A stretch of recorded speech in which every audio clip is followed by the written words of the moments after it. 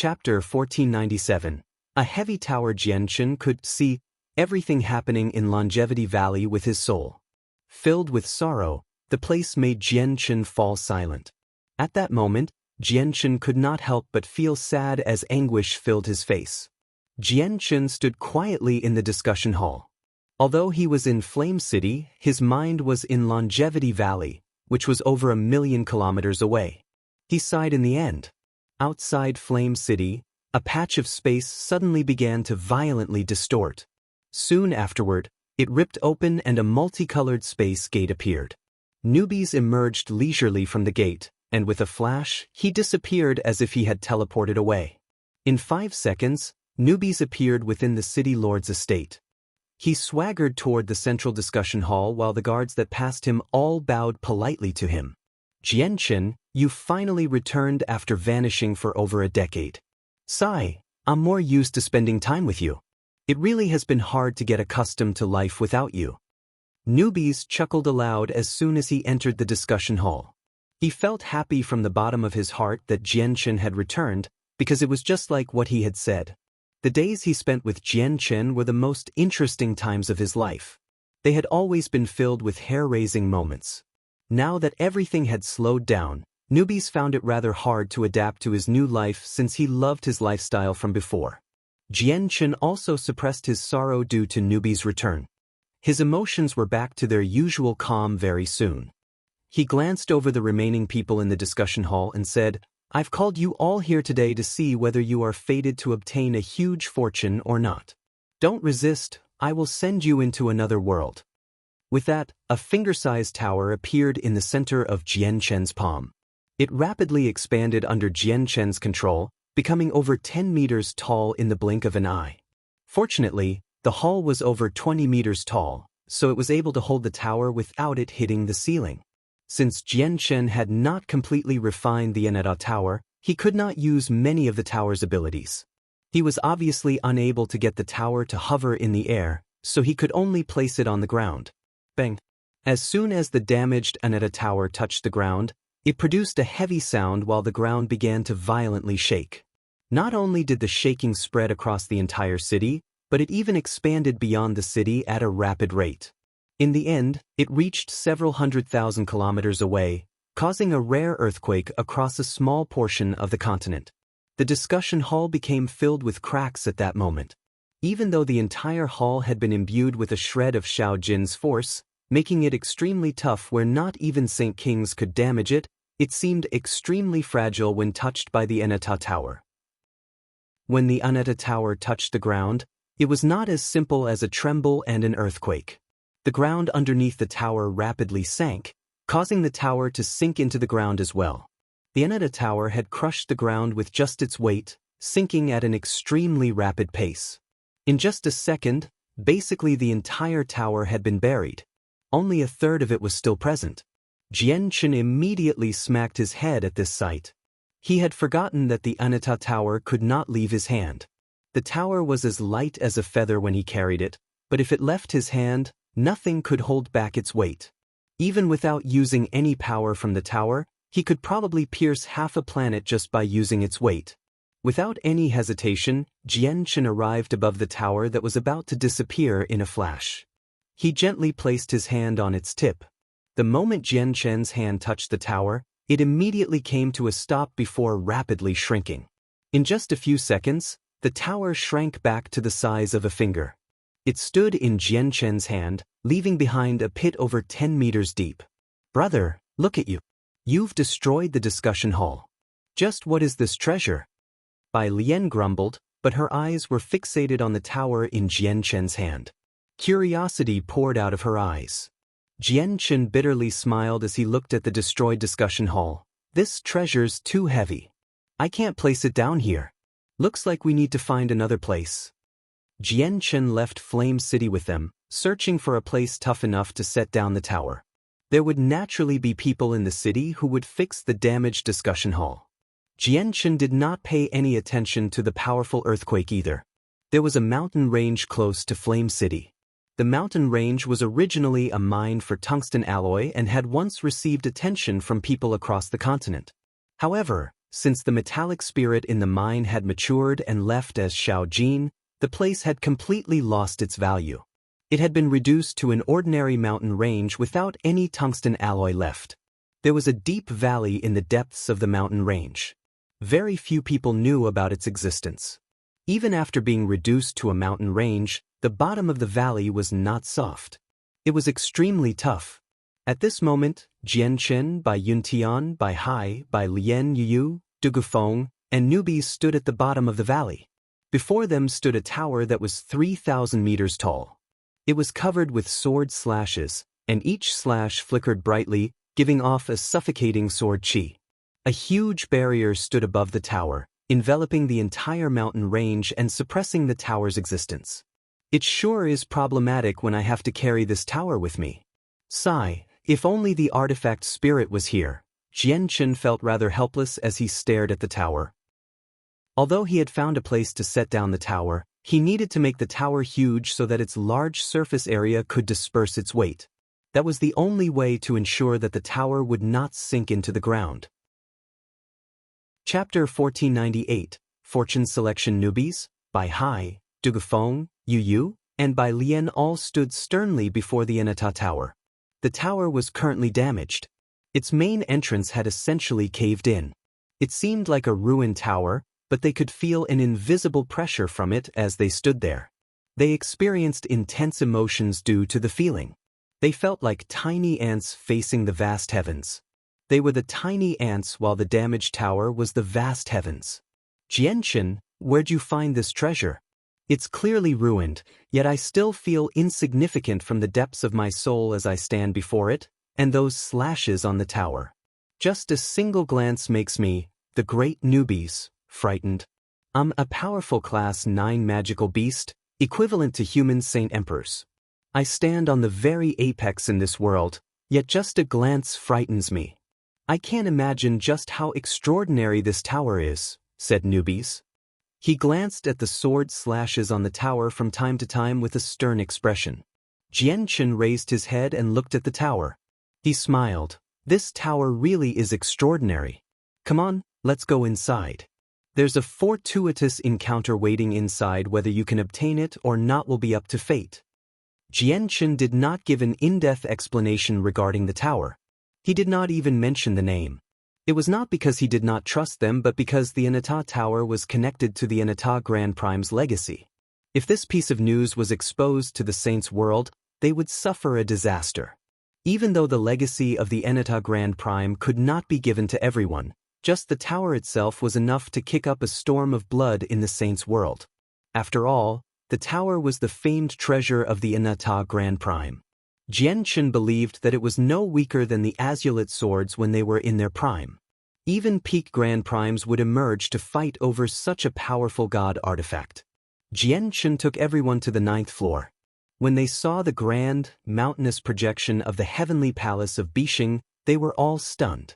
Not only was the palace far greater than any divine hall they had ever seen in their lives, but they sensed an indescribable feeling rolling off the palace as well.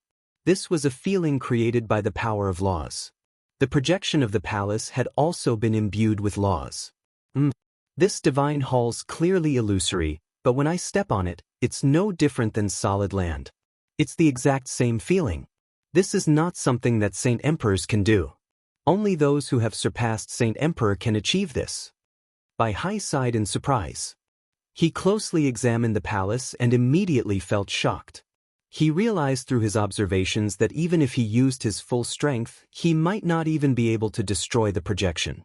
That was not all that he noticed either. Even the space in the damaged tower was countless times tougher than any space on the Tianyuan continent.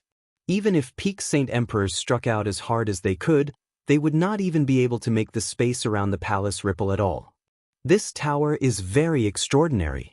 It's crafted by a peak origin realm expert at the very least, and looking at how realistic the projection of the palace is, not even peak origin realm experts may necessarily possess the power to create something like this. It's extremely likely to be the treasure of an expert beyond the origin realm. Bai Hai sighed in shock. However, he was also very curious as to where Jianchen had found such a powerful tower. The group of people passed through the illusory palace. Along the way, everyone aside from Jianchen kept looking around, observing the landscape around the hall. The palace was illusory, meaning it was possible to see outside the palace, but that was only a tiny portion of what they were looking at. Most of the palace was hazy, as if it had been enshrouded by mist.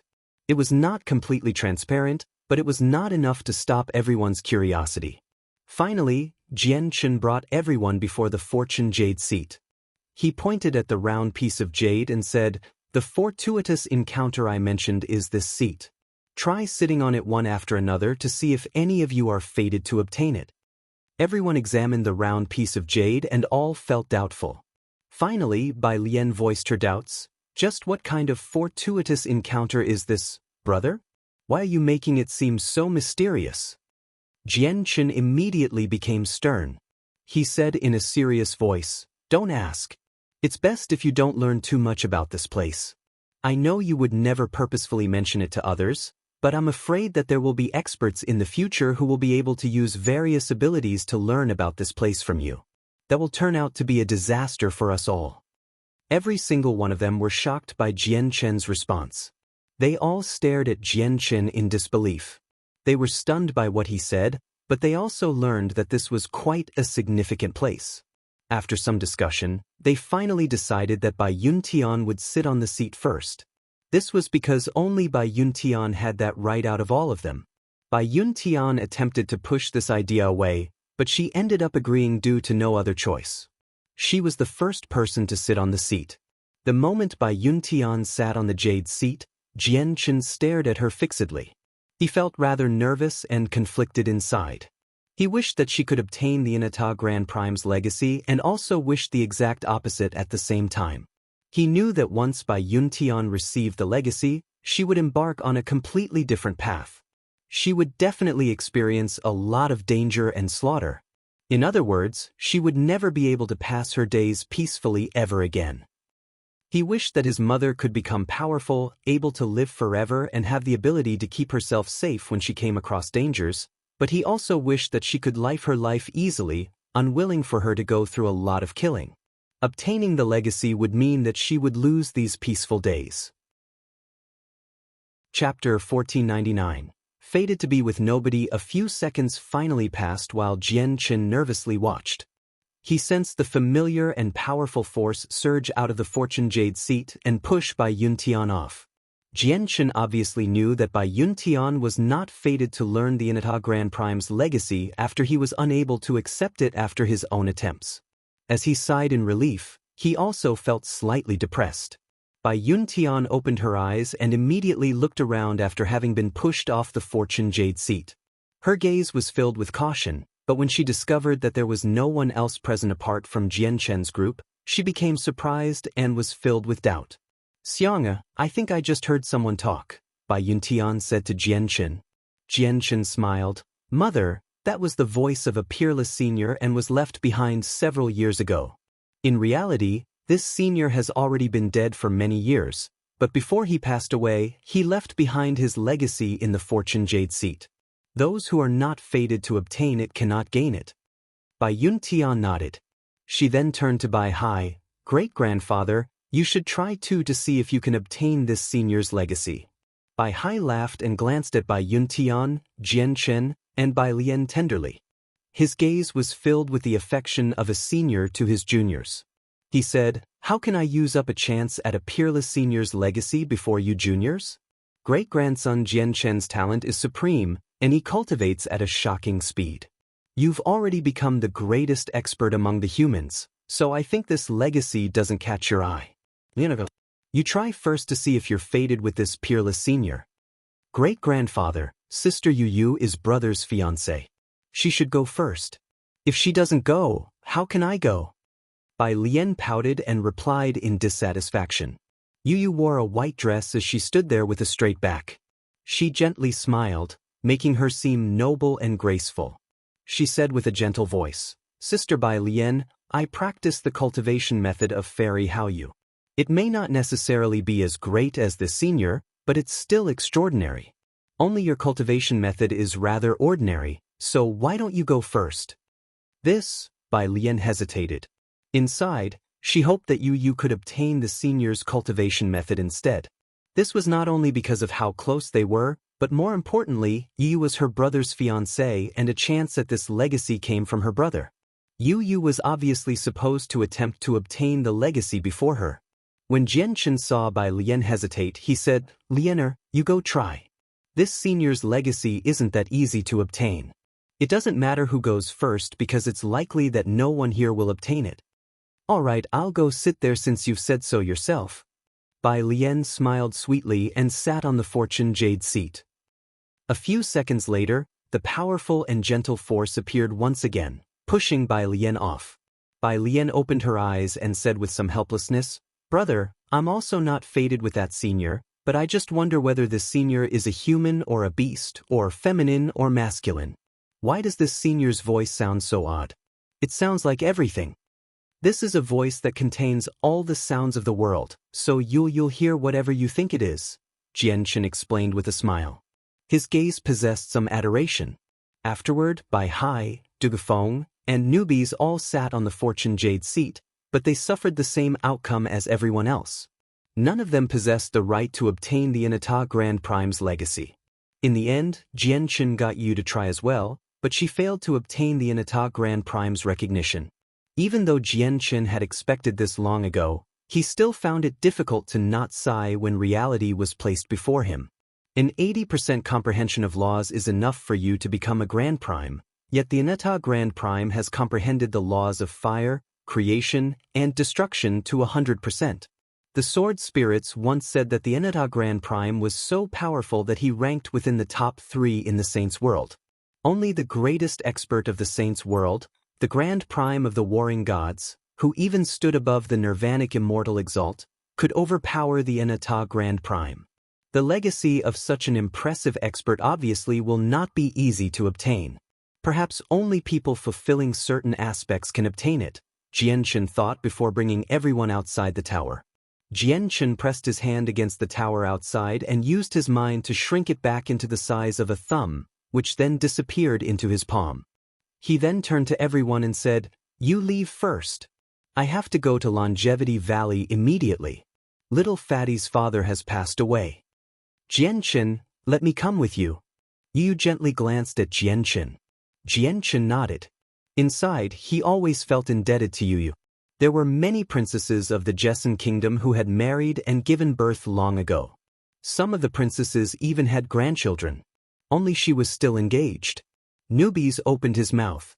He originally planned on going with Jianchen, but after hearing what Yu said, he immediately dismissed the thought. He sniggered, "Jianchen, I'll go play around with the 2 female servants I just accepted, so I'll be leaving first." With that, newbies left.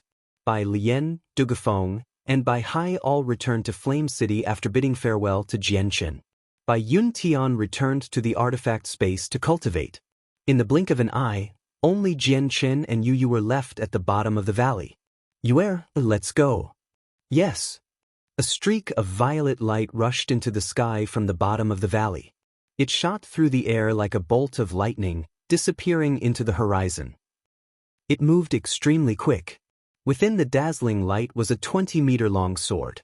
Jianchen currently held Yu by her thin waist to stabilize her and prevent her from falling off.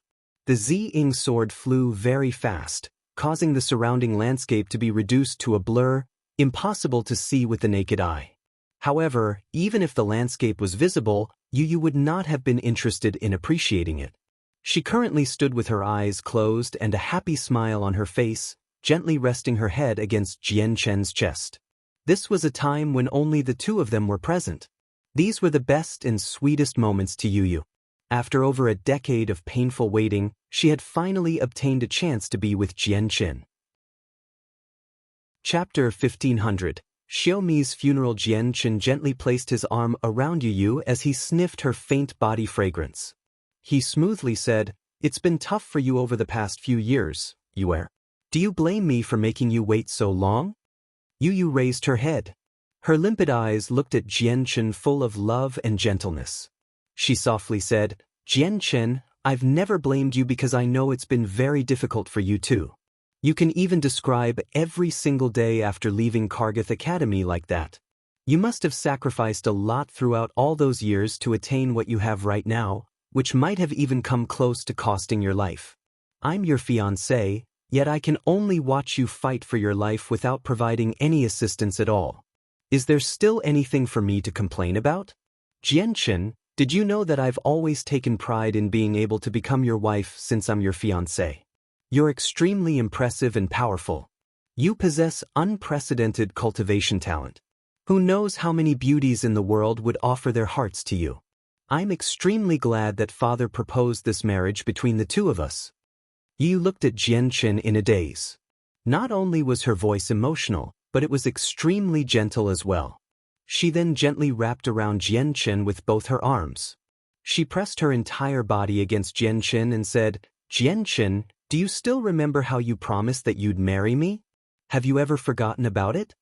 "Of course I remember. How could I forget that? It's just that I have other women aside from you, Yuer," Jianchen gently replied. He seemed to think of something and his feelings became mixed. Yu smiled gently. "Jianchen, your father has 4 wives. Do you know how many my father has?" Jianchen shook his head. Although he belonged to the Jessen kingdom and was an imperial protector there, he did not know anything about the imperial family. He had no idea how many princesses or princes the kingdom had. Seeing how unsure Jianchen was, Yu broke into a giggle. She made fun of him. So much for being an imperial protector. You don't even know this. Then let me tell you, my father has a total of 28 consorts, with my mother being one of them. Yu became gloomy as soon as she mentioned her own mother. She had passed away soon after Yu was born. If not for pictures of her, Yu would not have known what she looked like. Are there any authoritative men who don't have many wives? Your father's like that, and so is mine. On the other hand, you are more outstanding than both your own father and mine. Who knows how many women are willing to offer themselves to you? I came to an understanding long ago that you're not someone a single woman can claim to herself, so I don't mind how many women you take," Yu continued. She spoke very gently and with great consideration. "What if I told you I already have a child?" Jianchen said shamefully. Even his parents did not know about Shangguan Aojin. Yu was the first person he had told. Yu gently trembled. She stared at Jianchen in shock and only responded with a rather trembling voice after a momentary pause. "Jianchen, is that true?" "It's true. It's been over a decade since I've seen him now. He should be all grown up." Jianchen Jini sighed. He could not help but think of Shangguan Aojin on 3 Saint Island and felt some more shame as well. This was because he knew he had not been a good father. He rarely spent any time by Shangguan Aojin's side. He could probably count the number of days he had been with him on his fingers. "I'll go to 3 Saint Island after this and stay there until the world of Forsaken Saints decides to invade," Jianchen thought. However, he planned on visiting the Huang family as well since Huang Luan was there. "I may not know who she is, but I believe she's someone extraordinary. Jianchen, if the chance arises, you have to go take me to see your child, okay?" Even though her gentle voice was very calm and composed, Jianchen could still sense some sadness in it. Jianchen nodded. The two of them remained silent for the rest of the journey. Even though Longevity Valley was 1,000,000 kilometers away from Flame City, he crossed this huge distance very quickly on the Ziying sword. Longevity Valley was located on the outskirts of the Cross Mountains. Jianchen stopped close to the valley before making his way over with Yu on foot. Longevity Valley still seemed the same even after so many years without any changes whatsoever. Any weeds that grew were immediately removed by the villagers. The valley was usually filled with a calm peace, as if it was an otherworldly haven. However, the entire valley was covered by white cloth now. Every household had hung a piece of snow-white cloth on their house according to the local traditions. The bitter fragrance of white flowers was present as well. The entire valley had sunk deep into sorrow. Jianchen and Yu entered the village. They found little Fatty mourning his father in the center of the village. He knelt before a coffin and did not move at all, appearing like a statue. His mother sat on the ground with red, swollen eyes. Her face was filled with sadness, and she was dejected, as if she had lost her soul altogether. Jianchen stared at the coffin in grief. His feelings had also grown heavy when he entered the valley. He knew that the person lying in the coffin was Uncle Xiaomi, the person who had once saved his life. Since Xiaomi had an incomplete soul, he could never break through to Saint Ruler and only possessed a lifespan of 1,000 years. 1,000 years had passed for him now, and he had reached the end of his life. He would still pass away even if he consumed many 10,000-year-old, 100,000-year-old, or million-year-old heavenly resources. These heavenly resources could completely change someone's constitution, allowing a cripple to become a genius in an extremely short amount of time. They could even revive people near death. As long as there was a heartbeat, then they could recover extremely quickly. However, no matter how amazing heavenly resources were, they could not give someone another soul. Jianchen had not come across a heavenly resource that could give a person a second soul in the Shenhuang microcosm. Quite a few villagers in the surroundings recognized Jianchen and all greeted him. Since Xiaomi passed away recently, all the villagers were in horrible spirits. None of them wanted to talk much, so they all just looked at him and nodded to acknowledge his presence. Jianchen passed through the crowd and directly appeared before Xiaomi's coffin. He stared at it silently for quite a while before giving it a deep bow. He was filled with an indescribable bitterness. He was a Class 9 Radiant Saint Master. Not only could he revive saint weapons, but he could revive dead people as well, as long as their souls remained. Jianchen could even revive fallen saint emperors, but he was unable to do anything about Xiaomi's death. Even with Jianchen's abilities as a Class 9 Radiant Saint Master, he could not make up for the lacking aspects of Xiaomi's soul. Jianchen could not complete it for him. Chapter 1501. A successor found. 1. Longevity Valley was especially busy, but not bustling due to joy or cheers. Instead, this was a day when the valley had gathered the largest number of people in the past few centuries or millennia. Not only had all the villagers in the valley come out to send off Xiaomi, but quite a few outsiders had come as well. Aside from Jianchen and Mingdong, there was the vice sect master of the Bloodsword sect, the 4 protectors, and the various elders. Their strongest member, Jiang Wang, had become a saint emperor due to Jianchen's assistance over a decade ago, while the rest were saint rulers or saint kings.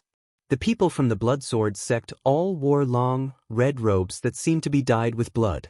They worked hard to conceal their baleful force so that they could appear more ordinary, having arrived in Longevity Valley while maintaining a low profile. They all respectfully bowed to Jianchen before quietly standing behind him. They all gazed at Xiaomi's coffin with mixed emotions. There was sorrow, regret, and helplessness among their gentle sighs. Before Jianchen had become the sect master of the Bloodsword sect, the position had always been held by Houston. Ever since Houston had retired to Longevity Valley 1,000 years ago and stopped participating in the struggles of the continent, the Bloodsword sect had been managed by Xiaomi. For some time, it had been Xiaomi who passed on orders for Houston. As a result, even though he was not powerful, only a mere Heaven Saint Master, he possessed a special status in the Bloodsword sect. As a result, basically all the members of the upper echelon from the assassination organization had come. They had all come to see him off one last time. The valley only lacked one person now, which was Xiaomi's father, Houston. Houston had vanished from the Tianyuan continent many years ago. Even though Xiaomi had died, he still did not appear. Jianchen had used his soul to search the entire continent as well, not only going over every inch of the Tianyuan continent but sweeping the territory of the 3 other races as well. However, he still failed to find any traces of Houston. Mingdong returned from the mountainous forests in the distance. He dragged a huge bear behind him as he walked toward the village. He seemed extremely ordinary, just like a regular mortal. He did not give off the bearing of a powerful expert at all. His white clothes were covered in specks of dust as well as green from the plants he crushed in the forest. Mingdong dragged the black bear into the valley. As the bear's huge body scraped against the ground, it left behind a long trail. Without delay, Mingdong skinned and cleaned the bear, removing its monster core and chopping it into large pieces of meat, specifically to feed the villagers. A very large portion of the villagers were ordinary people. They needed 3 meals a day and would only cultivate some saint force from time to time. However, they only cultivated to build a solid foundation for hunting so that they could provide the tiny village with meat to eat. Ever since Ming Dong and Little Fatty had come back, the matter of hunting had always been handled by one of them. All the recent meat that had been consumed by the village had come from Ming Dong. After cleaning the huge bear, Ming Dong arrived before Jianchen. Jianchen, Class 7 Radiant Saint Masters possess the ability to revive the dead, but you've surpassed that level already. Do you have a method of reviving Uncle Xiaomi? Jianchen shook his head powerlessly. He stared at Xiaomi's coffin silently and gently sighed. Uncle Xiaomi's soul is incomplete because of a birth defect. Anything regarding the soul is very complicated. I may have reached the 9th class now, but I still don't possess the power for Uncle Xiaomi to regrow a soul. At the same time, Radiant Saint Masters can revive the dead, but there are conditions as well. Only those who have died with their souls intact can be revived. If a person dies and their soul is dispersed, they can't be revived even if they're a saint ruler. Ming Dong's hope was shattered by Jianchen's explanation. He had not been very familiar with Xiaomi, but he was Xiao Tianyu's father after all. It was quite painful for Ming Dong to see how sad Xiao Tianyu was. Jianchen, can you find my grandfather? Xiao Tianyu finally said something. He looked at Jianchen full of hope. However, he was unable to contain his sorrow either. On such an important day, they could not be without Houston. Not only did Little Fatty wish Houston was present, but all the villagers wished that their old village head could come as well. Jianchen shook his head again. He had no idea where Uncle Xiao had entered seclusion or whether his presence had been concealed by the Empyrean demon orb or not. He had scoured the territories of the 4 races with his returnant's level soul and even looked through a few unpopulated regions as well as forbidden zones on the Tianyuan continent, but he failed to find any traces of Uncle Xiao. Jianchen did not even miss the death nest. However, all he found there was Lankiros and Kaiser, the 2 former rulers of the beast god continent. Though, the death nest's rather strange. All the vengeful spirits seemed to have vanished. Is it because of the Tiger Emperor and Kaiser? They might actually have that ability as Saint Emperors, Jianchen thought. However, he did not pay too much attention to the changes. What really interested him was the blood-red skeleton he had seen in the death nest before. The blood-red skeleton could not avoid Jianchen's senses either. It squatted silently in the very depths of the death nest, surrounded by a large, dense, red mist. It seemed to be slumbering. Back when they had fought over the saint's fruit, the blood-red skeleton had seemed undefeatable in Jianchen's eyes because it had surpassed Saint Emperor and possessed an unfathomable level of strength. But now, Jianchen found that the skeleton's strength was equivalent to late Receival. The same level as Ku Mu, who Jianchen had killed in the spatial tunnel. According to local traditions, Xiaomi's funeral lasted for 7 whole days. Houston did not return during those days, and in the end, they buried Xiaomi without him on a small hill near the valley. Another ancient gravestone stood beside Xiaomi. It belonged to Houston's wife, Xiaomi's mother. Xiaomi's grave had been chosen to be beside the mother he had never seen. After the funeral, all the people of the Blood Sword sect bid farewell to Jianchen. Under their vice sect master's lead, they left the valley. Jianchen and Ming Dong chose to stay behind. They did not leave immediately. In the blink of an eye, 3 days had passed since Xiaomi had been buried. During those 3 days, Xiao Tianyu's grief gradually dulled, allowing him to slowly return to normal. Only his mother remained sad as tears constantly poured down her cheeks. Once Xiao Tianyu recovered, Jianchen called him and Ming Dong and over to leave the valley. Jianchen found a suitable location to set down the Anata Tower in the depths of the Cross Mountains. He took them to the 9th floor. He wanted to see if they could obtain the Inata Grand Prime's legacy. If Ming Dong and Xiao Tianyu failed, Jianchen planned to go to the Huang family and get Huang Luan to try. After that he would bring the people from the Changyang clan as well as Yun Zheng, Senior, and Wang Yifeng from the Flame Mercenaries, Qin Shao from the Tianqin clan, the 3rd prince of the Qin Huang kingdom, Qin Ji, and so on. Chapter 1502. A Successor Found. 2. the illusory heavenly palace of Bishing let out a dazzling, golden light on the 9th floor of the Enata Tower, illuminating quite a large portion of the floor. Even from extremely far away, the palace still appeared dazzling. The heavenly palace of Bishing had been the residence of the Enata Grand Prime. It was a famed place even within the saints' world. Not a single divine hall on the Tianyuan continent could compare to its grandeur. Any person who stood before it for the first time would be deeply stunned by how great it was. Ming Dong and Xiao Tianyu stood before the illusory palace. They stared at it in shock. The structure did not seem to be as simple as a palace in their eyes. Instead, it had become as great as the sky, the heavens that loomed over them. Jianchen, is this divine hall real or fake? I actually feel like I'm an insignificant ant before this divine hall with my strength as a saint emperor. The pressure of the structure is just too powerful, almost to the point where it's suffocating. Ming Dong returned to his senses first after a long while, but he remained fixated on the structure while sighing in surprise. Ming Dong's strength had been increased to Saint King by Jian Chen's violet cloud peach before, and after over another decade, Ming Ding broke through once again by consuming the various heavenly resources from the Xianhuang microcosm left behind by Jian Chen. He had become a Saint Emperor now. It's real and fake. Let's go. Follow me, there's the legacy of a peerless senior inside. Let's see if you are fated to obtain it. Don't ask too much about this place. Jian Chen entered the illusionary structure first. A strange light immediately appeared in Ming Dong and Xiao Tianyu's eyes when they saw Jian Chen standing on the illusory steps. They soon followed behind him with intense curiosity. They also began to climb the stairs. Jian Chen brought the two of them to the familiar fortune jade seat. After some warnings, he got the two of them to sit on the seat. I've already become a Saint Emperor now while you're still a Saint King. It's better for you to try obtain the legacy, Ming Dong said to Xiao Tianyu. Xiao Tianyu hesitated, but he did not turn Ming Dong down in the end. He walked over and sat down on the fortune jade seat. Jian Chen stared fixedly at Xiao Tianyu. He knew that he himself was not fated to obtain the Enata Grand Prime's legacy, so he obviously hoped that someone among his friends would be fated. He had always felt rather selfish since he was unwilling to let such a great legacy fall into the hands of others. Several seconds later, Jian Chen sensed the familiar and powerful force surge from the seat, pushing Xiao Tianyu off.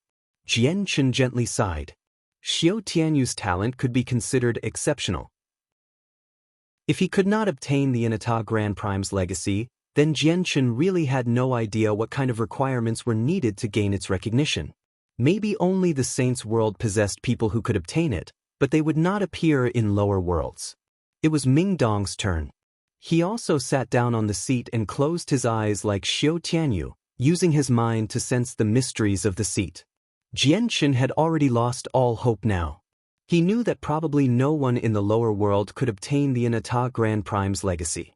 Only prodigies of the Saints' world could fulfill the conditions that had been set. He believed that he would end up failing to find someone by his side who could obtain it. Just as he had expected, the extremely familiar power appeared from the fortune jade seat again.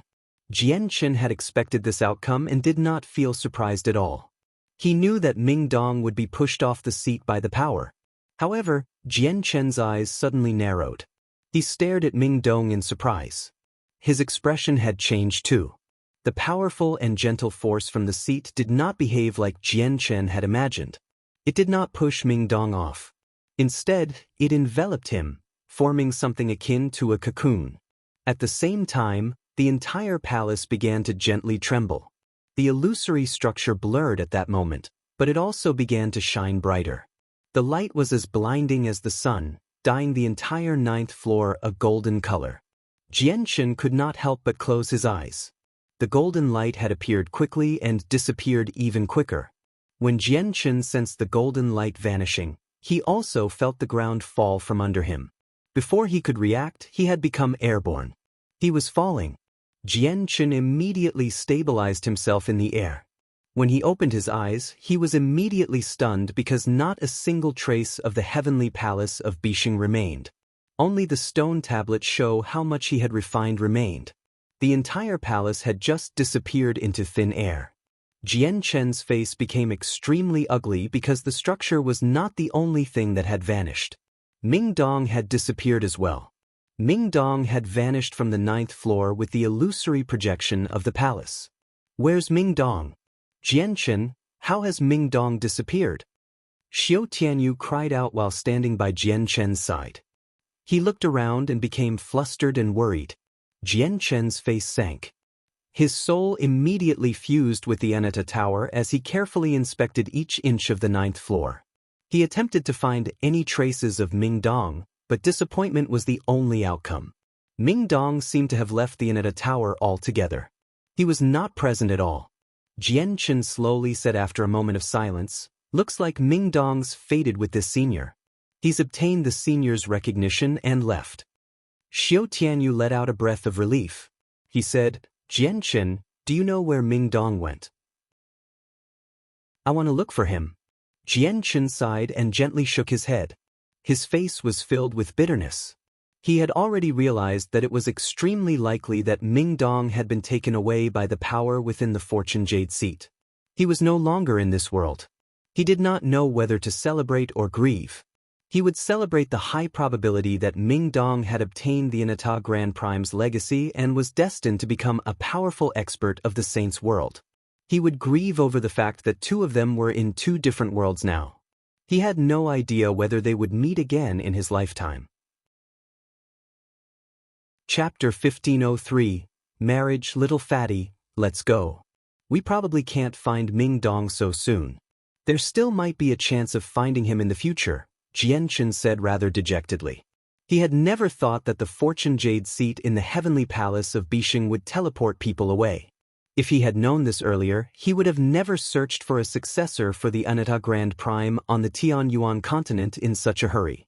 Although he had always wanted someone beside him to obtain the Anata Grand Prime's legacy so that it would not end up with an outsider, he had not wanted Ming Dong to leave this world and be transported to the Saints' world all by himself. This was because the Anata Grand Prime was already dead. Even though Ming Dong had obtained the Grand Prime's legacy, he was unable to obtain the Grand Prime's protection. There were many people who desired the Anata Grand Prime's legacy. If any news revealing that Ming Dong possessed the legacy was leaked, he would find no refuge in the Saints' world. Ming Dong could have been protected if he had gained the legacy on the Tianyuan continent by Jian Chen, but Jian Chen was helpless if Ming Dong obtained the legacy in the Saints' world. Jian Chen left the Anata Tower with Xiao Tianyu and returned to Longevity Valley after storing the tower away. The sadness from Xiao Mi's death had dulled. The villages who had lived there for generations gradually returned to their regular lifestyles. There were just a few people who were used to having Xiao Mi around, so they became rather quiet. Yu Yu had stayed beside Xiao Tianyu's mother, comforting her. Her identity was gradually deciphered by the villagers while she was there. The villagers who had lived there for generations may not have known what the princess of a kingdom was, but they only needed to know that she was Jian Chen's fiancée. That was enough for her to be warmly welcomed. Jian Chen did not stay in Longevity Valley for very long. After returning, he pulled Yu Yu with him to Xiao Mi's grave, paying his respects to him. Afterward, he bid farewell to all the villagers in the valley. "Jian Chen, Miss Yu Yu is so pretty. I've never seen such a pretty girl like Yu Yu in my entire life. You have to treat her well and not let her down. Jian Chen, you may not be a native of Longevity Valley, but all of us here have treated you as one of our own. When you get married to Miss Yu Yu, you must invite us all." Uncle Han's right. Jian Chen, when you get married to Miss Yu Yu, you have to invite all of us. Oh right, I've also heard from Little Fatty that you founded some city in the outside world and that it's extremely famous. I can't remember the name of it. That's probably where you'll get married to Miss Yu Yu, right? When that happens, don't forget us.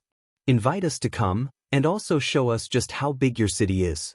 Let's see which one is bigger, your city or our Longevity Valley. All the villagers of Longevity Valley came to chat with Jian Chen before he left, bidding him farewell. Quite a few of them mentioned Jian Chen and Yu Yu's marriage. Yu Yu blushed because of what they said. She seemed slightly embarrassed, but she was also filled with sweet love. Jian Chen replied to every single one of them with a smile.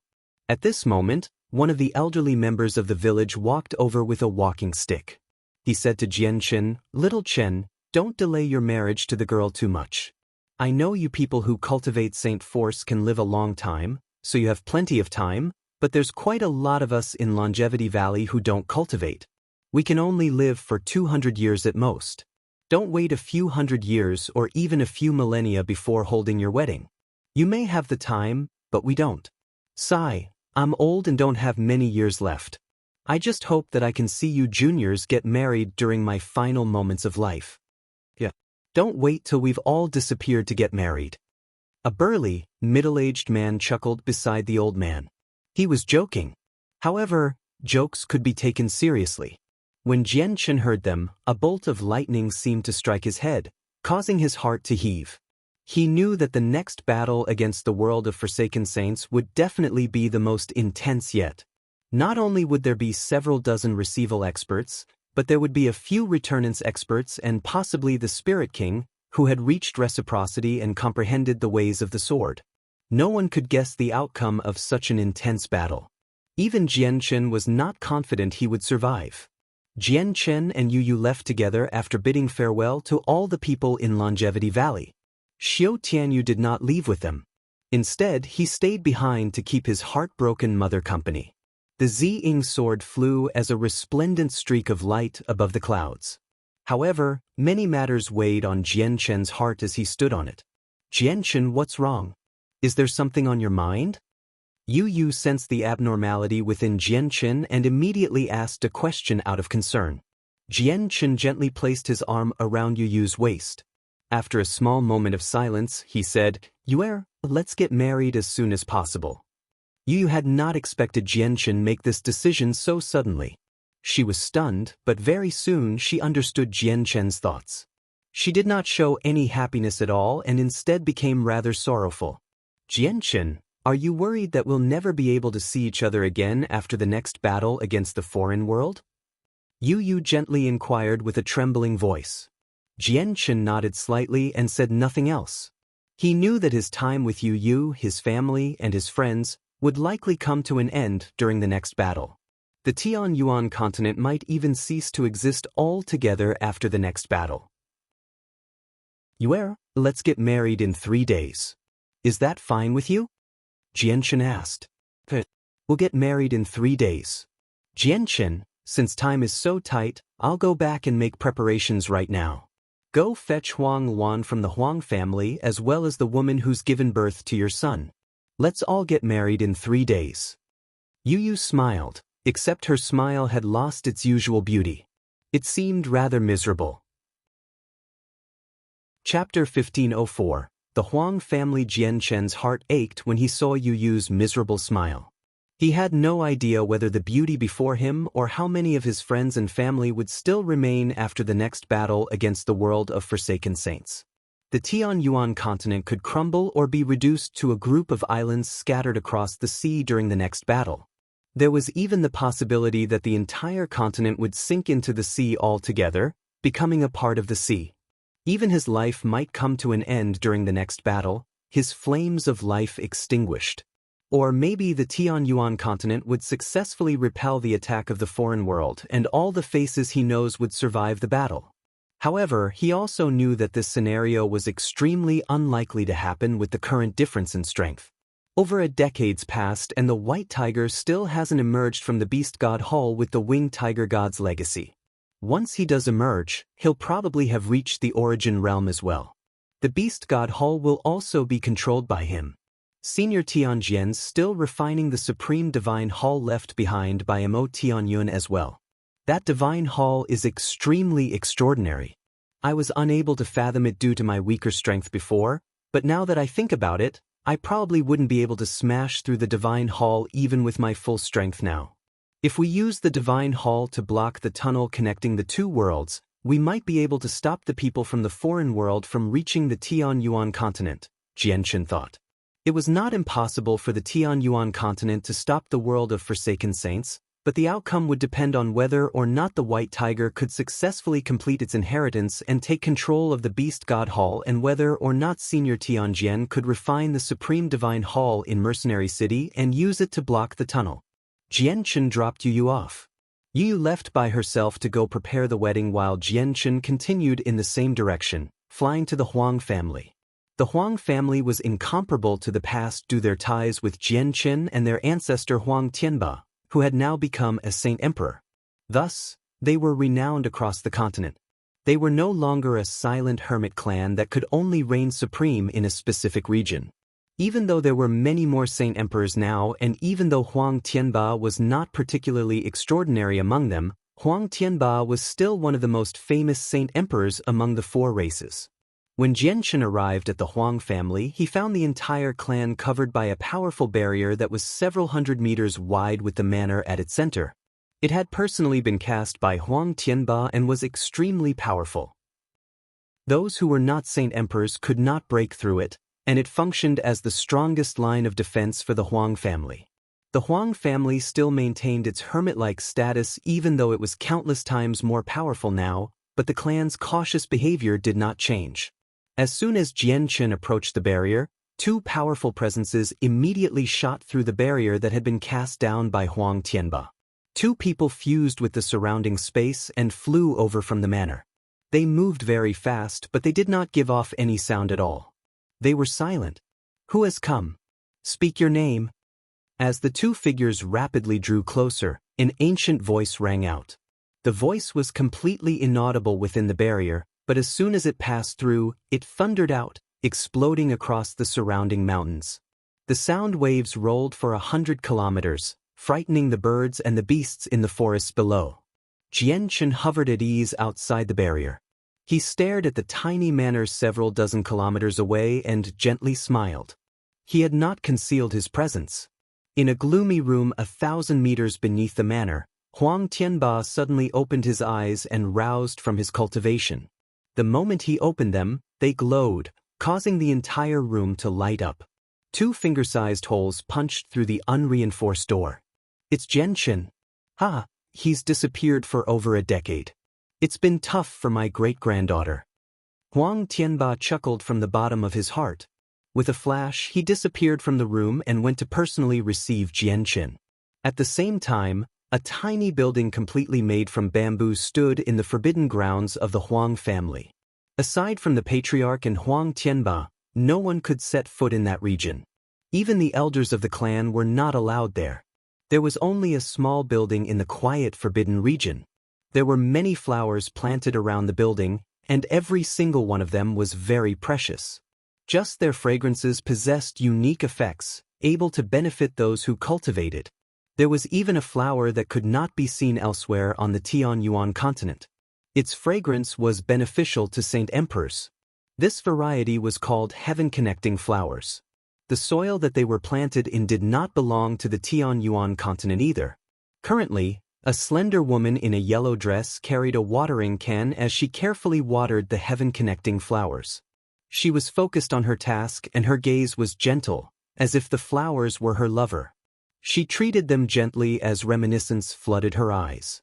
The liquid in the watering can was green. It was filled with the presence of life. The water would cause saint rulers and saint kings to desperately fight over and could create a bloodstorm on the Tianyuan continent. However, it was only used to water the flowers here. She was Huang Yuan. Ever since Jianchen had left, she had departed from Mercenary City and spent many years living in this building. She took care of the flowers every single day and did not take a single step away from the forbidden region. She waited for Jianchen to return. Huang Yuan would pour all her thoughts for Jianchen into the heaven-connecting flowers when Jianchen was not around. He had left them for her, so she seemed to see Jianchen when she looked at the flowers. She felt like she was beside Jianchen as long as stood beside the flowers. Huang Yuan had become a saint emperor while Jianchen had been missing. Her seniority was not particularly great among the Huang family, bu on par with an ancestor. Chapter 1505. Huang Yuan. However, just as the spring water was about to reach the flowers, Huang Yuan suddenly froze. The water in the watering can froze as well. She suddenly turned her head to look into the distance. Her eyes seemed to be able to pierce through space, able to see through the various obstructions and observe an area several dozen kilometers away. That place just happened to be where Jianchen was standing outside the barrier. Huang Luan threw the watering can down and the otherworldly liquid immediately poured out, radiating with a heavy presence of life. However, Huang Luan did not even glance at the watering can on the ground right now. She gently trembled and stared into the distance full of both excitement and joy. Tears seemed to be pooling in her eyes. The two saint rulers from the manor arrived near the barrier at the same time. They did not pass through and instead stood several dozen meters away from Jianchen. Both of them were old men in white robes. One of them was ruddy with straight eyebrows, possessing a rather sagely bearing, while the other one seemed much more ordinary. Jianchen silently hovered as he leisurely gazed at the two old men. He did not know their names, but he had seen them in the Huang family in the past. They had only been Heaven Saint Masters back then, and after several dozen years, they had both broken through and reached Saint Ruler. "May I ask you who you are, sir? And why?" The sagely old man clasped his hands at Jianchen and asked casually. However, before he finished speaking, his pupils narrowed while his eyes widened. He stared at Jianchen in surprise as his facial expression rapidly changed. In the end, it morphed into an expression of shock, reverence, and disbelief. At the same time, the saint ruler by his side also revealed a drastically different expression. In the end, his facial expression also morphed into shock and reverence. He had also recognized Jianchen. Elder of the Huang family, Huang Bing greets Sovereign Jianchen. Elder of the Huang family, Huang Yifeng greets Sovereign Jianchen. Without any hesitation, the two saint rulers deeply bowed to Jianchen. They showed him a lot of respect along with a smear of excitement. "Ah, Jianchen, you finally appeared. If you still hadn't appeared, I probably would have gone to search the world for you in a few more years." A clear laugh rang out. Huang Tianba hovered in the air as he stepped toward Jianchen. Every single step caused ripples to form in the air, and he crossed several dozen kilometers in just a few steps. "The human sovereign has come to visit my Huang family. This is our honor. Everyone, why don't you come out to welcome the human sovereign?" Huang Tianba laughed. His voice was very clear and reverberated throughout the territory of the Huang family. It alerted every single member of the clan. Even those who were in seclusion roused due to Huang Tianba's voice. Immediately, the whole clan began to surge over. Every single person in the Huang family stopped what they were doing and all came out to receive Jianchen. Jianchen bitterly smiled at this sight. "Senior Huang, there's no need for this. Jianchen, you've already become the sovereign of the humans. You're the greatest expert of the Tianyuan continent. Your status is extraordinary. It is my clan's honor to have you visit us, the honor of every single person here. We have to do this with your superior status." Huang Tianba laughed aloud. If any other saint emperor had seen Jianchen, they would have definitely bowed to him to greet him, but Huang Tianba obviously did not need to go overboard because of his connection to Jianchen through his great-granddaughter, Huang Luan. At this moment, both of them seemed to sense something. Jianchen and Huang Tianba glanced toward the distant manor. All they saw was a yellow figure flying over, steadily approaching them.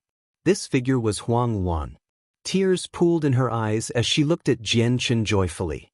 However, she did not move quickly at all. Her speed as a saint emperor was extremely slow. "You're back." Huang Luan arrived before Jianchen. She did not say much at all, only a single sentence that contained her sentiment. Her voice trembled when she spoke. "I'm back." Jianchen smiled at Huang Luan. He then took a step and arrived right before her, opening his arms to hug her. Huang Luan tightly hugged Jianchen. She buried her head in his chest as her body shook violently. Tears rolled down her cheeks uncontrollably. Huang Tianba stroked his long beard and smiled as he watched on. He then waved his hands at the clansmen below and dismissed them all. He also left silently, leaving only Jianchen and Huang Luan in the air. Jianchen and Huang Luan strolled through the fragrant gardens in the forbidden zone of the Huang family. Huang Luan held onto Jianchen's arm while a satisfied expression appeared on her face. She paid close attention to everything that Jianchen had gone through over the past few years. The garden was extremely peaceful. Aside from the two of them, there was no one else. At that moment, The forbidden grounds seemed to have become Jianchen and Huang Luan's entire world. At this moment, Jianchen stopped. He turned to Huang Luan and seriously asked, "Luaner, will you marry me?" Huang Luan glared at Jianchen. "It's not like you don't know about my feelings for you. Not to mention the fact that I became yours long ago. You already know whether I want to marry you or not. Then let's go back to Flame City. In 3 days we'll get married. Yuer will also be there for the wedding and maybe even." Jianchen paused. He thought about the heavenly enchantress. The heavenly enchantress had given birth to his son, so by tradition he should have married her. However, Jianchen was uncertain if the heavenly enchantress would accept his proposal because of her temperament. Huang Luan glared at Jianchen and furiously asked, "Jianchen, there's another woman besides you? Who is she?" On the Tianyuan continent, people call her the heavenly enchantress, except she's no longer a saint ruler now. Jianchen answered her and became melancholic. At that moment, he could not help but think of the first moment he had seen the heavenly enchantress. He remembered that it had been in the miniature world of Mercenary City back then. He had only been a puny little earth saint master while the heavenly enchantress had been an indomitable expert in his eyes. The heavenly enchantress. It's actually her. Huang Luan was shocked. She also knew about the heavenly enchantress. In the past, the heavenly enchantress had also been an indomitable expert in her eyes as well. The heavenly enchantress had stood on equal footing with her ancestor, Huang Tianba. They had been dazzling. Chapter 1506. Shengguan Aojian's change. Jianchen left the Huang family with Huang Luan that same day and returned to Flame City. Soon after he returned, news that the captain of the Flame Mercenaries, also known as the City Lord of Flame City and the greatest human expert, wedding was announced. The news spread across the entire continent in an extremely short amount of time, and in just half a day, the Sea Realm, the Beast God continent, and the Wasteland continent received the news as well. They were all shocked. The wedding would be held in Flame City, but the brides were not announced, leaving the entire world to wonder. Many people believed that there would be more than one bride in this grand wedding. There would definitely be a second, a third, or even more. Some people familiar with Jianchen had even guessed that Huang Luan would be Jianchen's second bride. Bai Yuntian also stopped cultivating in the artifact space and appeared in Flame City. She directed the entire city, personally making preparations and designs for her own son. Bai Lian took part as well. As the brides, Yu and Huang Luan disappeared. According to tradition, they could not appear before people until the day of the wedding. The king of the Jessen kingdom hurried over from afar. His face was lit with joy as he smiled from the bottom of his heart. He was also displaying his pride. Although he had become the king of the Jessen kingdom several dozen years ago and the Jessen kingdom's current status was far greater than before, he personally had not felt as glorious as today. This was because after Jianchen and Yu's wedding, he would suddenly become the father-in-law of the greatest human expert. All the important figures of the Changyang clan in Lore City passed through space gates and arrived in Flame City. Jianchen's 3 aunts and Uncle Chang all took part in the preparations as well. At the same time, a large number of invitations made from purple gold were sent out from the city as well. They were sent everywhere, to all the people Jianchen was familiar with. Not only did the Qin Huang kingdom receive one, even Qin Shao in the Tianqin clan received one as well. Portions of the invitations had even been sent to the Sea Realm, the Beast God continent, and the Wasteland continent by a few Saint Kings and Saint Emperors of Flame City. The entire city immediately became frantic. All the people who lived in the city began to wash the city walls and decorate everything with lanterns and streamers. All the members of the Flame Mercenaries freed themselves to help prepare for the wedding of their admirable captain. Jianchen did not take part in the preparations for the wedding. He left it all up to his seniors and Bai Lian to handle. He himself left the city and made his way to 3 Saint Island. At this moment, the purple-dressed heavenly enchantress stood on the tip of 3 Saint Island as she gazed at the Tianyuan continent. The wind there whistled, causing her dress to ruffle and her hair to dance in the wind. She carried a zither in her hands. It was 6 feet long and 1 foot wide. It had a total of 36 strings, and every single string created its own light, as if some mysterious energy circulated within them constantly. Vaguely, the strings seemed to have recently been strummed, making them seem like they were emitting a note, but on closer inspection, there was no note at all. The heavenly enchantress stood there with her zither in her hands. She gazed at the Tianyuan continent with complicated emotions. In the reflection of her eyes, it was even possible to see a tiny flame city. Countless people were busy there. Some were hanging up decorations for the wedding. At this moment, a teenager who looked similar to Jianchen walked over from afar. He stared at the heavenly enchantress full of eagerness and asked, "Mother, Father's been missing for over a decade. No one has found any traces of him. When do you think he will return?" "Your father has already returned. You will see him very soon." The heavenly enchantress turned around and gently looked at the young man. The young man's face lit up when he heard her reply. He asked in disbelief, "Really? Has father really returned?" The young man was Shangguan Aojin. He had already grown up, growing into a handsome young man. He was no longer the child from before. However, no inexperience could be seen on his face. There was only a cold-blooded coolness. The faint smell of blood was even present on his body. This was the presence of someone who had gone through many fights of life and death. A dazzling speck of violet light suddenly appeared on the distant horizon as soon as he finished speaking. In less than a second, the violet speck turned into a streak of dazzling violet light. It flew over at an indescribable speed. Shangguan Aojin was immediately overjoyed when he saw the violet light. His face was filled with excitement. "It's father. It really is father. Mother, father really has returned." The violet light moved extremely quickly. In a single breath, it descended on 3 Sane Island. The light vanished, revealing the white-clothed Jianchen. Jianchen only appeared several hundred meters away from the Shangguan Aojin. Jianchen did not even look at the heavenly enchantress. His gaze was fixated on Shangguan Aojin instead. He faintly smiled, but hidden within his smile was some shame. Jianchen could still clearly remember that a naive little boy. Now, his son had completely grown up. Jianchen knew he had not been a good father. He had not tended to his responsibilities as a father at all. He owed his son just far too much. However, he had been left no choice in these matters either. He was filled with bitterness due to his lack of options. "Father, you finally returned," Shangguan Aojin emotionally said. He hurried over. His face was completely filled with joy from seeing Jianchen.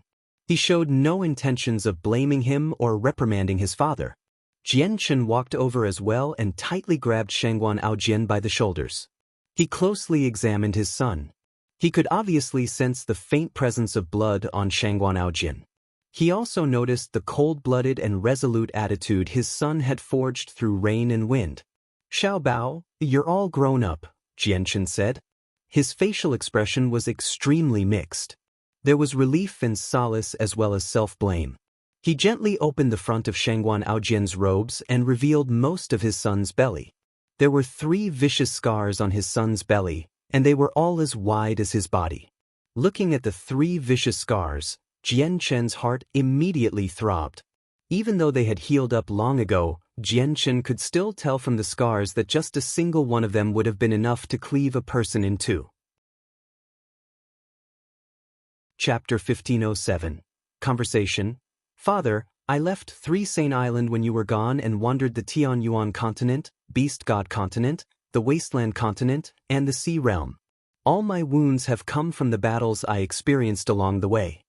Shangguan Aojin gave an explanation when he saw that Jianchen had noticed his scars. He spoke with pride. I did not initially plan on leaving these scars behind. I can erase all of them through the recovery of my chaotic body, but Mother made me leave these 3 behind. Jianchen glanced at the heavenly enchantress, whose back was facing him while she gazed at the vast ocean. He obviously knew that she had gotten her son to keep these 3 scars just to show them to him.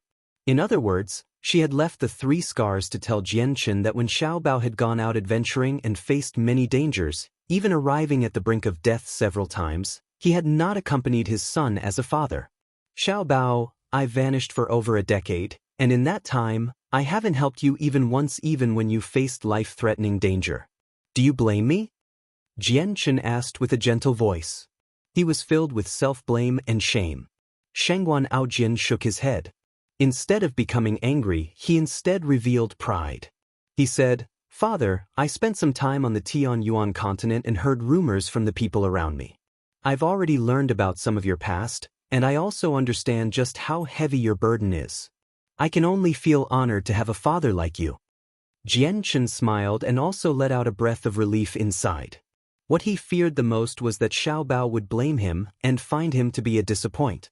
Now, his uneasy feelings had finally settled down because of what Shangguan Aojian had said. Even though he was the greatest human expert in the eyes of others, and even though he was a cold and merciless god of death in the eyes of his enemies, he was only a father to Xiaobao, a kind father. And I also came across an unfathomably powerful senior in the sea realm. I couldn't see the senior's appearance, but the senior knew you extremely well. I learned much of your past from the senior, and she let me understand just what price you had to pay to reach your current level of cultivation in just a few decades, said Shangguan Aojian. He gazed at Jianchen with admiration. Oh yeah, the senior from the sea realm also gave me a jade pendant. This pendant saved my life when I faced fatal danger. Shangguan Aojian pulled out a palm-sized pendant. The jade carving on it was exquisite and was covered with simple patterns. In the center of the patterning was a trident that seemed sharp enough to pierce through space. A pressure seemed to emanate from the weapon, powerful to cause a Saint Emperor to shiver. Jianchen looked at the jade pendant. He could sense the power of an origin realm expert hidden within it, and it was extremely familiar. He knew exactly who the senior from the sea realm Shangguan Aojian had mentioned was. Xiaobao, you have to hang on to this jade pendant. It can help you block many full-powered attacks from Saint Emperors. You don't even need to worry about Saint Emperors with it, said Jianchen. Not only was great strength required to produce such a pendant, but a corresponding amount of skill was also required. Jianchen did not know how to make a pendant like this, so he was unable to produce a defensive treasure that could block attacks from Saint Emperors. Shangguan Aojian was surprised. He carefully put the pendant away before glancing at Jianchen and the heavenly enchantress. He smiled, "Father, Mother, you keep talking. I'll go out and catch some fish. It's rare for the three of us to eat together, so we need to properly celebrate like the fishermen on the island today." With that, Xiaobao left the island. Only Jianchen and the heavenly enchantress were left on the peak of Three Saint Mountain after his departure. Jianchen looked at the heavenly enchantress. His emotions were mixed. He walked over and slowly approached her side. He gently sighed, "Moor, it's been so many years already. Even Xiaobao's grown up. Are you still unable to get over what happened in the past?" "Call me the heavenly enchantress," the heavenly enchantress coldly and emotionlessly replied, but complicated feelings flashed through her enchanting eyes. "The heavenly enchantress is only a name given to you by the people of the Tianyuan continent. Shangguan Moor is your real name," said Jianchen. When the heavenly enchantress heard her own name, she immediately trembled. She gently bit her lip and revealed a sliver of sorrow deep in her eyes. "If you continue to disown your name, then having Xiaobao's surname as Shangguan will be pointless," continued Jianchen. The heavenly enchantress remained silent. She slowly sat down and placed her zither on her legs. Using her hands to touch the strings, she played a pleasant melody. Each note seemed to be filled with a mysterious charm that penetrated the soul and reverberated in the mind. The notes could also affect one's emotions and thoughts. The music was pleasant, but it lost its usual springiness. Instead, it became rather heavy. Jianchen also sat down beside the heavenly enchantress. He gazed at her face and said, "I know you resent me. A portion of this resentment comes from Xiaobao. Through all those years he grew, I did not fulfill my responsibilities as a father. I was not around to protect him either when he was in danger. However, you also know that I was left without a choice. I may have vanished for over 10 years, but I've always spent that time trying to strengthen, only hoping to gain an even greater power to fend off the next invasion of the foreign so that I can protect our world. I've come closer to death than I've ever had in the past. I was just an inch away from death, and my soul had almost dispersed. I did survive in the end, fortunately enough, but the price I paid was my entire body. I will make it up to Xiao Bao. I will make up everything to him tenfold. The heavenly enchantress was not wavered by his words at all. She behaved as if she had not heard Jianchen at all. She focused on her zither, concentrating on playing it. She did not pay attention to anything else. Jianchen fell silent for a while before continuing. 3 days from now, I will be holding a wedding with Yuer and Luaner. I will take you with me to make up for the lack of a wedding. At the same time, I will let the entire world know that Shengguan Aojian is my son. I won't go and neither will Xiao Bao. This time, the heavenly enchantress said something. Her voice was cold and firm. Jianchen sighed. He looked at the heavenly enchantress, feeling quite the headache, and said, "Mu, there are some things that are set in stone by fate. No matter how much you dislike them, they are unchangeable. Tell me this once you've truly fulfilled your responsibilities as a father, and weddings are completely pointless. Only mortals hold things like that."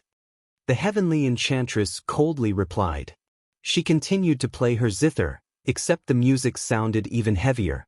Jianchen secretly rejoiced.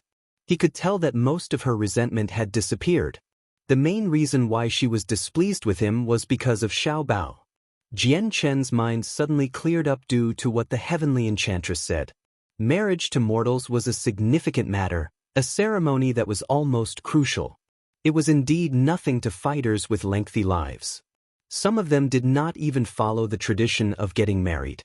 As long as the two people involved agreed, there was no need for a ceremony at all. They just needed to become a couple. There was not even a need to tell their parents or the seniors of their clans. The reason why many people still maintained the traditions of mortals was because all fighters had started out as one. Even though a few of them were powerful, they still followed traditions since it was difficult to disregard the traditions of mortals.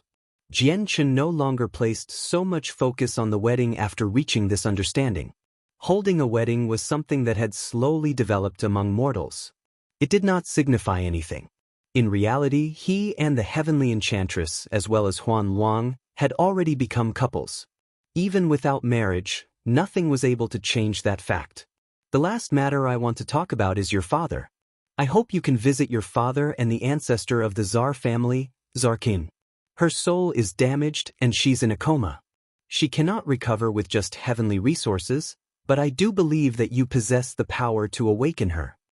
Jianchen mentioned his final reason for visiting, and he also looked at the heavenly enchantress with some gentleness as well.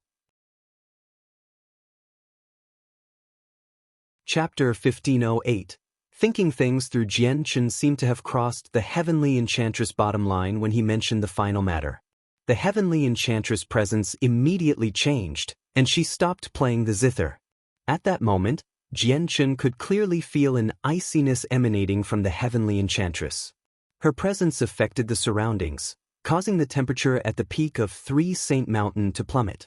It felt like winter was coming. "Mind your own business," the heavenly enchantress coldly said. She was expressionless, but her eyes were frigid. Jianchen knew that the heavenly enchantress still resented Hao Wu. She did not have a good impression of Tsar Kaiyun either, so Jianchen immediately felt pained. "Mu'er, did you know that when I was young, I was known as the prodigy of my clan? My father, my mother, and the caretaker, Uncle Chong, as well as many other people in the clan held extremely high hopes for me. This was because I could learn anything and learn it quickly. You could even say that I had photographic memory, so I was better than anyone the same age as me. At that time, both my mother and father cared for me very much, treating me like a treasure in their hands. Until a few years later, when I took part in a test for Saint Force, the test revealed that I possess no talent for Saint Force due to an accident, so I became labeled as a cripple. I was unable to gather Saint Force within me and condense a Saint weapon. This piece of news spread across the entire clan very quickly, revealing that the talented young master was actually a cripple. I fell from heaven to hell in a single stroke. My father Changyang Ba rarely visited me after that. In fact, I could count the number of times I saw him with my fingers during those years. Only my mother, sister, second aunt, and Uncle Chang still cared for me like before. Although I was a young master of the Changyang clan, son of the current patriarch Changyang Ba, there were people who would come and bully me in the clan. They would make fun of me and harass me, and my father never helped me at all, maybe because he forgot that he had me as a son. However, even though that happened, I do not resent my father, nor do I blame him because he is my father by blood. He gave me my life. In other words, it was me who valued this connection of family very much, because I had parents. Even though my father owed me a lot, I still found happiness because their existence is my happiness. On the Tianyuan continent, there are many orphans, where some of their parents even pass away as soon as they're born due to certain circumstance. They never enjoy love or care when they were young. They might not even know what their parents look like. I understand their pain and know we are all better off compared to those people. At the very least, we have our seniors and family. Muir, I heard about your past from your father. I know you resent your father, and a major part of that comes from your mother. Your father actually regrets the past very much as well, except it's already happened. There's nothing he can do by regretting it. He can't go back in time. No one can change the past. At the same time, there are just some things you can never regain after you lose them. He's still your father by blood. He's your closest family in the world. Jianchen deeply sighed. He gazed at the vast ocean and suddenly became rather stern. He continued, at the same time, the next invasion of the world of Forsaken Saints is growing closer and closer. I know their strength, and so do you. The disparity is just far too great.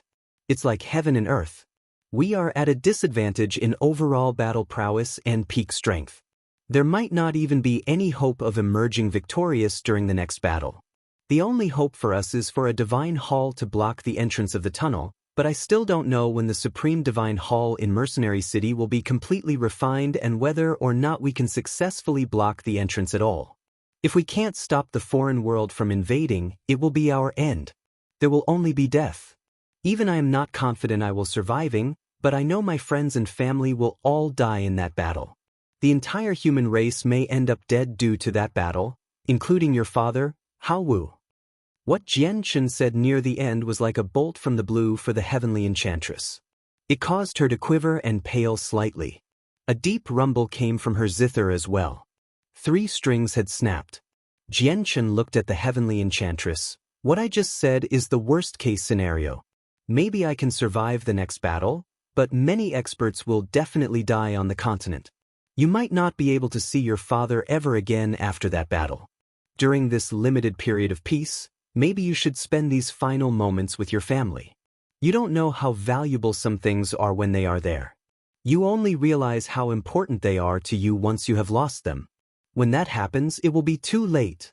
Jianchen spoke very softly and very nonchalantly. However, the heavenly enchantress' heart churned when she heard his words. She began to quiver even more intensely. She was caught in a struggle. A while later, the heavenly enchantress slowly calmed down. She lowered her head and looked at the broken strings. Her eyes were filled with mixed emotions, confusion and sorrow. She slowly raised her right hand and gently rubbed the broken strings. In just a few seconds, the strings were fixed and reattached. The heavenly enchantress slowly stood up. She gazed at the distant Tianyuan continent. The zither in her hands immediately turned into a blur and disappeared into her right hand as an extremely powerful energy. She left the island with her hands empty, flying toward the Tianyuan continent. Jianchen's words had influenced. They had also made her understand that she might not be able to see her own father ever again after the next battle. As a result, she wanted to go to the Tianyuan continent to see him. She put her zither away because she did not want to visit him as the heavenly enchantress but as Shangguan Mu. Jianchen deeply sighed as he watched the heavenly enchantress grow further away. He smiled before sending a message to Shangguan Aojin, who currently lay on a boat. He then followed the heavenly enchantress. The heavenly enchantress could build space gates, but she did not build on this time. Instead, she flew, flying from 3 Saint Island to the Tianyuan continent. Jianchen stood on the Ziying sword by her side. Even though she was flying, she moved extremely fast, at a speed that completely surpassed what a Saint Emperor could reach. Chapter 1509. Tsar Kai-Yun awakens in an ancient mountain range quite far away from the city of God. A violet streak of light suddenly appeared on the horizon, shooting across the sky like a violet comet. It disappeared into the depths of the mountain range after a moment. The violet streak of light was Jianchen riding the expanded Ziying sword. The heavenly enchantress walked beside him. She seemed to be casually strolling through the air, but the space around her trembled gently, constantly changing. Visible ripples of space appeared beneath her as well. She seemed to be teleporting an extremely far distance with each step. She was no slower than Jianchen. The heavenly enchantress had already surpassed Saint Emperor and had reached the origin realm. Her control and usage of space surpassed ordinary receival experts. Jianchen was not surprised by the heavenly enchantress' rapid growth at all. Even ignoring the yin and yang energies she had absorbed from the yin-yang Saint Rock, Xiaobao had gifted the heavenly enchantress a huge fortune. Xiaobao possessed the innate chaotic body, which was rare even in the immortals' world. As the mother of Xiaobao, the heavenly enchantress was blessed by the world, blessing her with a smooth cultivation path. As long as she did not die, she would definitely become an emperor. Not a Saint Emperor of the Tianyuan continent, but an immortal emperor of the immortals' world. Even in this sealed world, the heavenly enchantress could break through Saint Emperor without any obstructions. Jianchen suspected this was because of Xiaobao. The seal preventing the breakthrough to the origin realm was extremely powerful, but it was not perfect. It was unable to stop those who cultivated the chaotic body like him and Xiaobao, the war god of the 100 races, Tai Ta, or Xiao Jin and Xiao Ling, natural spirits of the world. Jianchen and the heavenly enchantress entered the depths of the mountain range before stopping in front of a tiny wooden shack at the top of a mountain.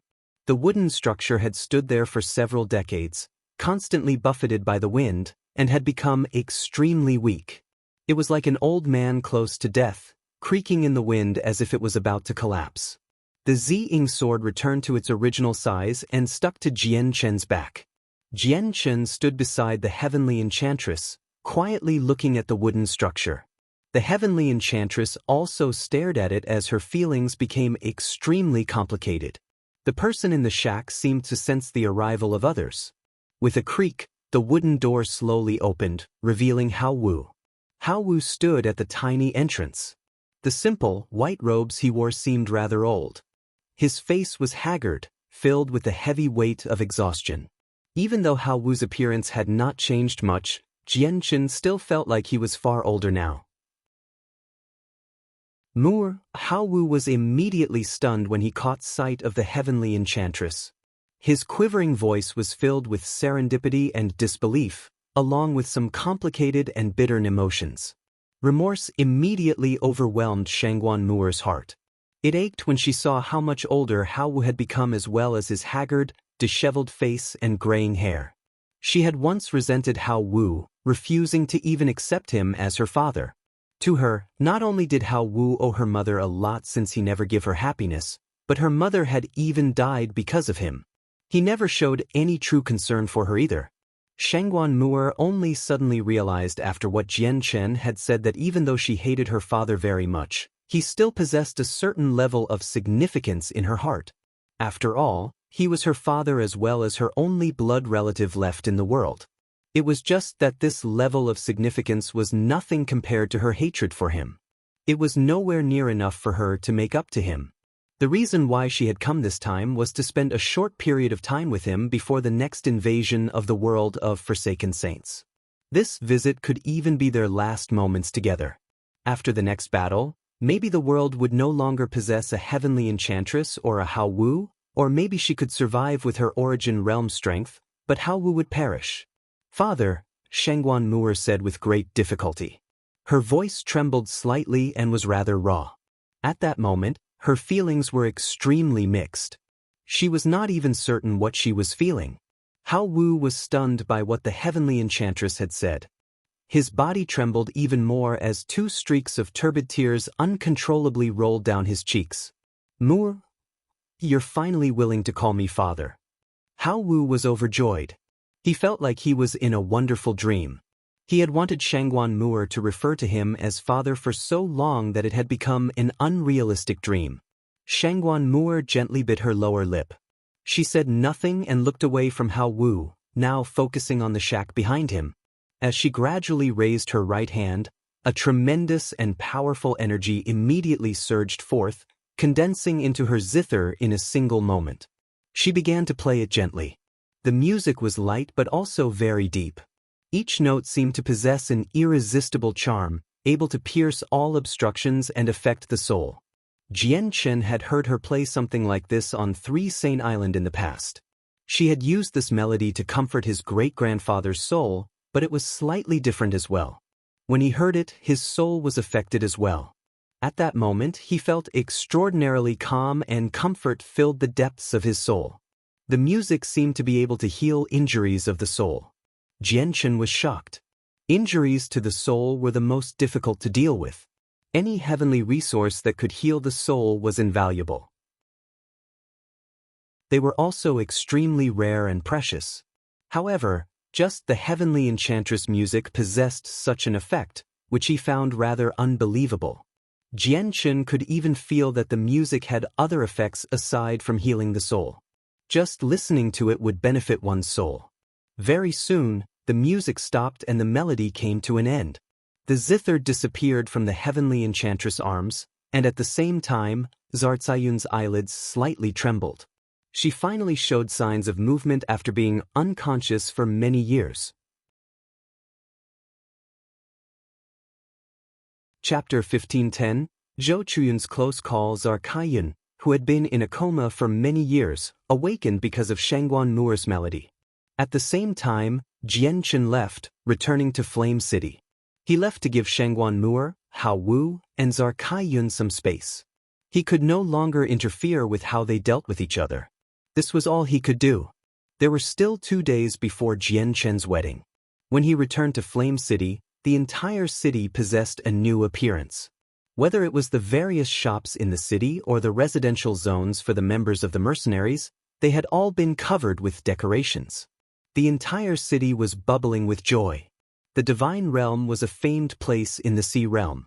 Not only was it famous because of how dangerous it was, where even 17-star experts could die, but it also hid many fortuitous encounters as well as treasures that could make 15th and 16-star experts waver.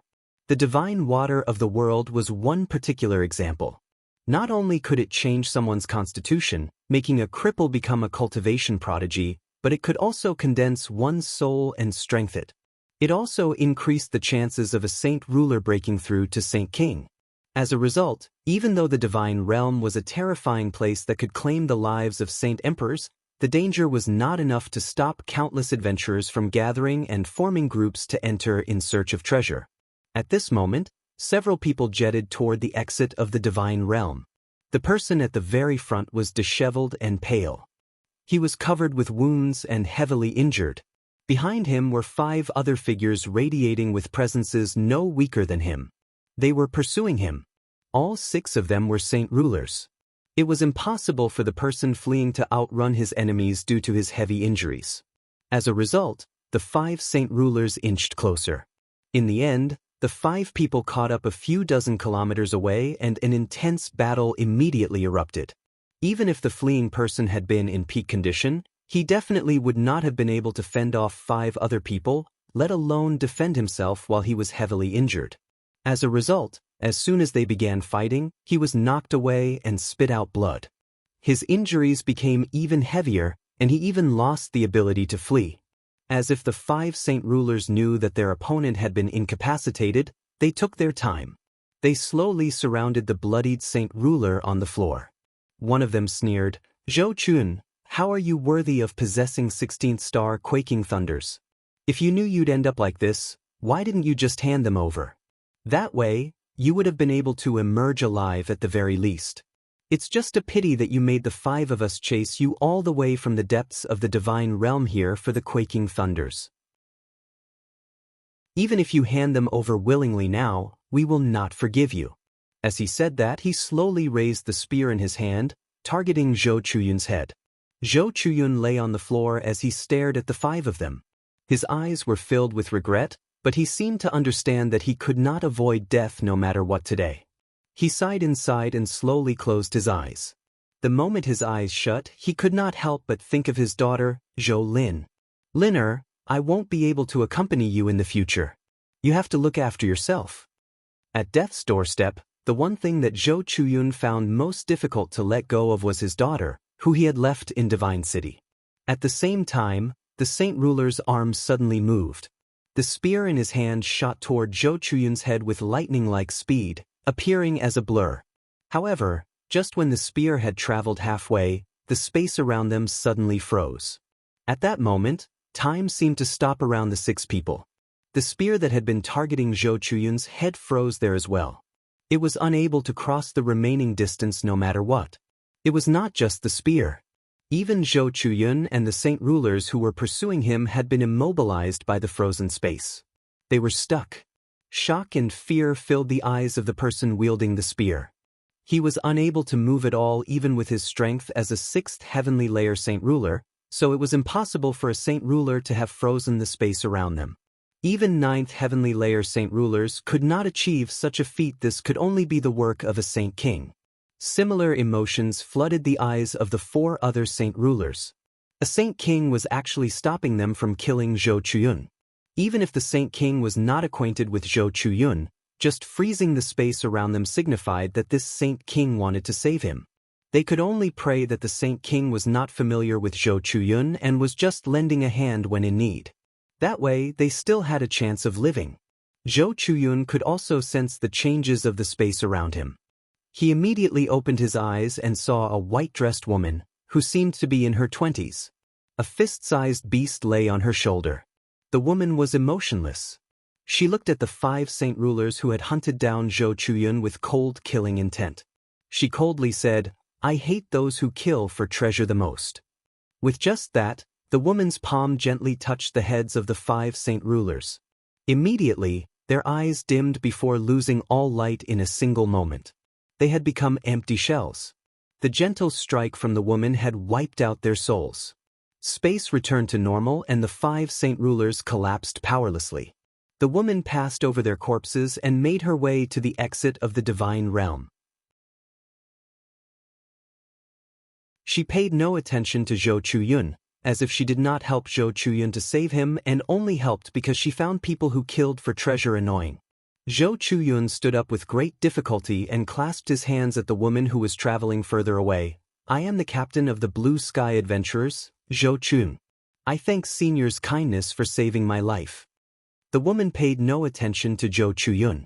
She stepped toward the exit and, in just a few steps, vanished from his vision. Zhou Chuyun deeply sighed after surviving. He pulled out medicine from his space ring and consumed it. He then collected the space rings of the 5 Saint Rulers before leaving in a hurry. He had come close to dying many times in the past, but this was the closest he had ever come to death. He had already made up his mind to never venture into the divine realm again. He wanted to return to the Tianyuan continent with his daughter. Even if it meant death to return, he wanted to die in his homeland. At this moment, the woman who had saved Zhou Chuyun stood outside the divine realm. She gloomily looked at the familiar world and showed deep anguish. However, it was soon drowned out by roaring hatred. An icy cold killing intent radiated from her body. She discerned her orientation and shot off. Chapter 1511. Kai Ya's return. The TYT tribe was a medium-sized organization in the Sea Realm. Even though the organization was nameless, it possessed a certain status within a radius of 1,000,000 kilometers. This was because the TYT tribe possessed a Saint Ruler ancestor. He had already reached the 14th star, now extremely close to the 15th star. The TYT tribe had united with the Golden Sword tribe, Herman tribe, Dakar clan, and Tingwei clan through marriage, for other clans with Saint Rulers, so they were extremely close. They were close to forming an alliance, where the 5 of them would join together completely. Although none of the 5 clans possessed any Saint Kings, if the 5 Saint Rulers worked together, they could dominate the surrounding 1,000,000 kilometers and reign supreme. And today was a joyous occasion for the TYT tribe. This was because the son of the current patriarch of the TYT tribe was marrying the young lady of the Golden Sword tribe, so a happy atmosphere loomed over the entire TYT tribe. The patriarchs of the TYT tribe and Golden Sword tribe sat high up together. They smiled as they gazed at the new couple below. The greatest human expert, Sovereign Jian Qin, will be holding a wedding in 2 days in Flame City. Our wedding today will be borrowing the joy from his wedding. In the future, I won't hold hopes for you to become people like Sovereign Jian Qin. I just hope you can become emperors. The patriarch of the TYT tribe toasted to the new couple below. As soon as he finished speaking, quite a few of the guests immediately added their support. These people all belonged to smaller clans, so as long as they could get on the TYT tribe's good side, they would be able to achieve glory. The patriarch of the TYT tribe sat with a smile as the people around him tried to curry favor. Other people only believed that the hope of his son becoming an emperor was only a casual comment, but only he knew that there would definitely be an emperor in their clan in their future. This was because he took part in wiping out the Kaler tribe all those years ago. He knew that the young lady of the Kaler tribe, Kaya, had fled, and even the 5 Saint Ruler ancestors were unable to force her to stay. His tribe would not need to take anything to heart if Kaya only possessed ordinary talent. However, not only was Kaya a cultivation genius, having reached Saint Ruler at such a young age, but she practiced the cultivation method of the Octoterra Emperor as well. It possessed so much potential that she would definitely reach Saint King and become a Saint Emperor. In order to fend off Kaya's revenge, the 5 clans that all took part in the operation united with one another through marriage. They had schemed together. However, they knew that if she became a Saint King, they would not be her opponent even if they worked together. If she became a Saint Emperor, she could probably wipe the 5 clans off the face of the Sea Realm with just a wave of her hand. As a result, they urgently required the protection of a Saint King or even a Saint Emperor. It was extremely unlikely for the 5 ancestors to reach Saint King due to their limited talent, so they would probably end up remaining as Saint Rulers forever. As a result, the 5 clans could only place their hopes on their talented descendants. Just as the TYT tribe and Golden Sword tribe celebrated the wedding, a white figure appeared in the sky far away. She was a woman who seemed to be in her 20s. Even though she was not alluring, she still possessed some beauty. At the same time, a tremendous presence radiated from her unintentionally, causing the surrounding space to gently tremble. The woman ran through the air. She moved extremely quickly, arriving above the TYT tribe like she had teleported despite only being on the horizon the moment before. A fist-sized beast perched obediently on her shoulder. The entire clan did not sense the woman's arrival at all. They joyously continued celebrating the wedding. The woman coldly glanced at the TYT tribe below. Her eyes were immediately filled with extremely heavy hatred. In a single moment, a powerful killing intent swept out from her, not only causing the surrounding temperature to plummet, but the killing intent turned into an bone-chilling wind as well. It caused the surroundings to churn and caused the energy of the world to become chaotic. Afterward, she waved her hand and a powerful barrier immediately enveloped the entire clan. The powerful killing intent sank to the ground and crushed down on everyone. The people below could not help but shiver as their expressions changed. The wedding came to a halt as well. All the people in the TYT tribe lost their warm smiles at that moment. They all stared at the sky in shock, and only then did they discover the woman who had appeared in the air.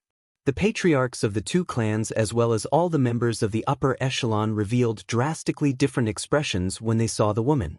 Their hearts churned as well. "Aya," the patriarch of the Toei tribe said with a trembling voice. At that moment, his face became devoid of blood. Even a trace of despair had appeared. The patriarch of the Golden Sword tribe looked the same. The 2 of them were not Saint Rulers, but they had seen Saint Rulers before and were extremely familiar with them. Kaya was no longer a Saint Ruler in their eyes. She had surpassed that realm of cultivation. Another powerful presence appeared, but it was insignificant compared to Kaya's killing intent. It was like an ant to an elephant. The ancestor of the TYT tribe appeared.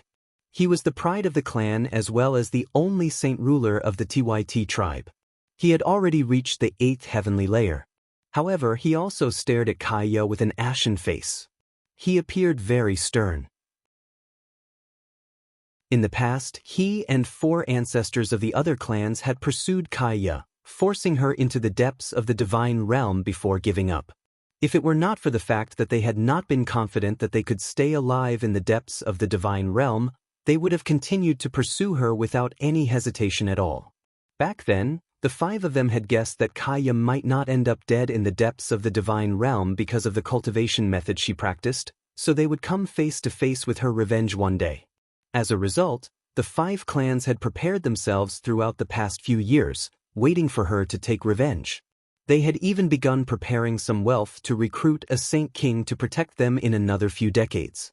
What they never expected was that Kaya would come back for revenge so quickly, let alone assume that her strength would have increased at such a terrifying rate. She had become a Saint King in less than 2 decades. They had believed that she would have required a century, at the very least, before coming back for revenge, even with the cultivation method of the Octaterra Emperor. Chapter 1512. Killers of the Divine Realm. Kaya, I sure have underestimated you. I never thought that you would grow to such an extent in such a short amount of time. No matter how impressive your talent is, no matter if your cultivation is created by an emperor, it's impossible for you to improve so quickly. Looks like you've had quite an impressive fortuitous encounter in the divine realm, the ancestor of the TYT tribe said with a deep voice. At that moment, he was filled with regret. He regretted the fact that the 5 clans needed to wait so long before they could invite an expert to guard them. If their clan possessed a Saint King, they would still possess the ability to battle against the now strengthened Kaya. All the people who had come to the wedding became extremely pale within the barrier. They were very shocked. Many of them knew about the devastation of the Kaler tribe many years ago. Although they were not a famed clan within the Sea Realm, they had still been a clan that had possessed a saint ruler after all. They were also quite famous in the surrounding 1,000,000 kilometers, so it caused a large disturbance in the region when the entire organization fell in one night. Although the people responsible were never found, quite a few people had guessed from some hints that the ancestors of the TYT tribe, Golden Sword tribe, Herman tribe, Dakar clan, and Tingwei clan had taken part in the disaster. However, no one stepped forward for the Kaler tribe either. What shocked the guests was that the young lady of the Kaler tribe, Kaya, had already become a Saint King. She had come to seek revenge against the TYT tribe, trapping everyone, including those unrelated, within the barrier. This caused all of them to become fearful and unsettled, afraid that Kaya would kill them too.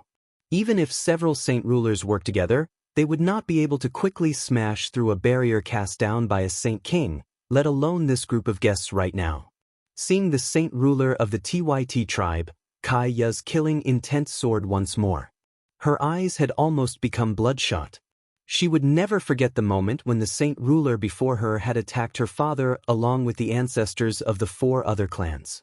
She would not forget about how the 5 of them pursued her and forced her to flee into the depths of the divine realm.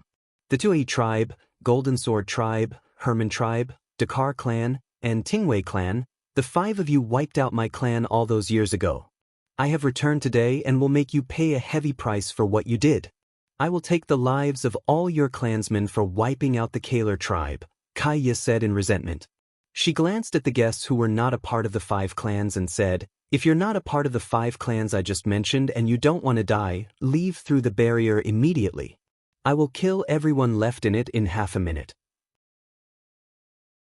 All the innocent guests lit up when they heard her words. Without any hesitation, everyone immediately flew out of the barrier as if they were fleeing for their lives. No one dared to stay for too long. There were even a few members of the TYT tribe who understood the disaster they were facing, so they blended into the fleeing crowd. However, as soon as they came in contact with the barrier, they were knocked back, unable to pass through it like everyone else. In the blink of an eye, all the guests had left. No one was willing to stay behind, including those who had extremely close ties to the TYT tribe. If their opponent was at a similar level of strength, maybe some of them would have remained behind. However, no one was willing to die for the TYT tribe when they were faced with utter doom. The ancestor of the Tyt tribe did not pay attention to the situation. He completely concentrated on Kaya. When Kaya had lowered her guard, he moved. He turned into a blur in the sky and approached Kaya in a silent flash. He hurled his palm at her forehead. He knew the difference in strength between him and a Saint King. As a result, he did not hold back at all when he attacked. He pushed his speed to the limit as well and sneakily attacked Kaya. He did not even draw his weapon because he knew that this might be the only chance for him to heavily injure Kaya as well as his only chance to survive. However, as soon as he began to approach Kaya, the space around him froze in an instant. He came to a halt, having been completely immobilized by the frozen space. That was not all, even his attack stopped before Kaya. At the same time, the tiny beast on Kaya's shoulder opened its eyes at that moment. It stared at the ancestor of the Ti tribe with an enticing gaze, as if it was not looking at a person but a platter of delicious food. Kaya looked at the immobilized enemy before her and coldly said, "Back then, I wasn't your opponent, so I could only watch helplessly as my father was killed by you, but today, you no longer have the power to hurt me. Even if you attempt a sneak attack to catch me off guard." As she said that, Kaya raised a hand. It landed gently on the ancestor's chest. The ancestor of the Tyt clan vomited blood and pieces of organs. His entire body fell out of the air and smashed into the ground. He created a huge ditch and lost the ability to climb out of it. Just striking him with her palm had heavily injured him. His organs had been destroyed and his bones had fractured. He lost the ability to stand. Seeing how puny their strongest ancestor was before Kaya, all the members of the Tyt tribe appeared ashen. Despair filled their eyes. "Back then, my clansmen were killed before me one by one. Today, I will turn you into a pile of bones before your own clansmen," Kaya said through gritted teeth. Soon afterward, she swung her finger and a crack immediately appeared in the space before her. With a deep buzz, winged ants poured out like a flood. There were countless numbers of them, and in just a few seconds, the ants had flooded the region. They filled up every inch within the barrier. These are the soaring ants that live in the depths of the divine realm, known as the killers of the divine realm. Their bodies are as tough as steel, and they specialize in absorbing and devouring energy. They are even immune to energy attacks, able to overcome any spatial abilities. How have the soaring ants of the depths of the divine realm ended up here? The guests had not traveled very far outside the barrier.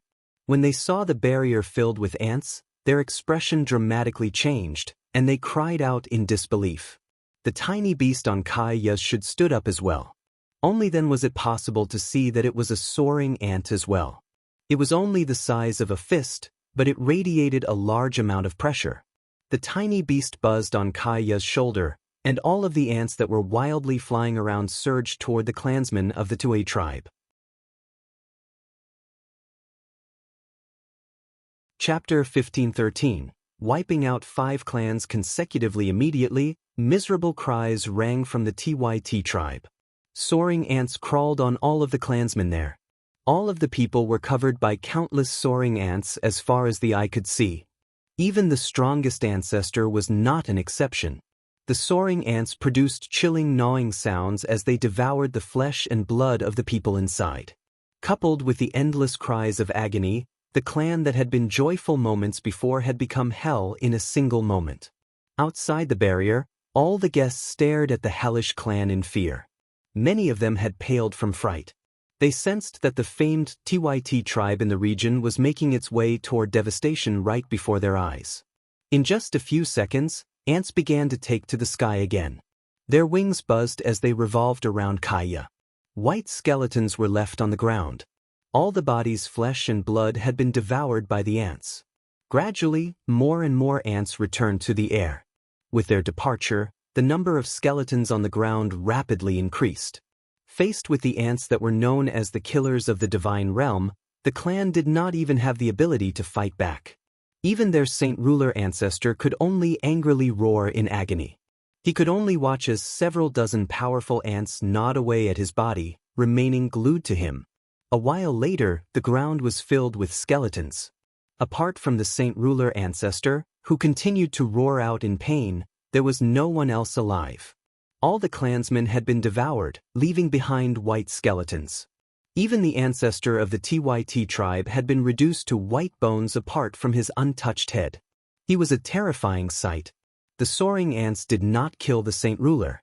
Once they ate all the flesh on him, they flew back into the sky. Kaya hovered in the air as she coldly watched this unfold. She showed no mercy at all. She slowly raised her hand and controlled the space around the ancestor of the Tyt tribe. She made his body levitate and coldly informed him, "Look at the current situation of your clan. All these clansmen have died because of you. If you hadn't wiped out my clan before, your own clan would not have suffered like this either. From today on, the Tyt tribe will cease to exist in the sea realm." The ancestor of the Tyt tribe was ashen, but his gaze remained fixed on Kaya. He said through gritted teeth, "I am regretful. I am filled with regret over how I let you escape. I regret how I didn't go into the depths of the divine realm to kill you.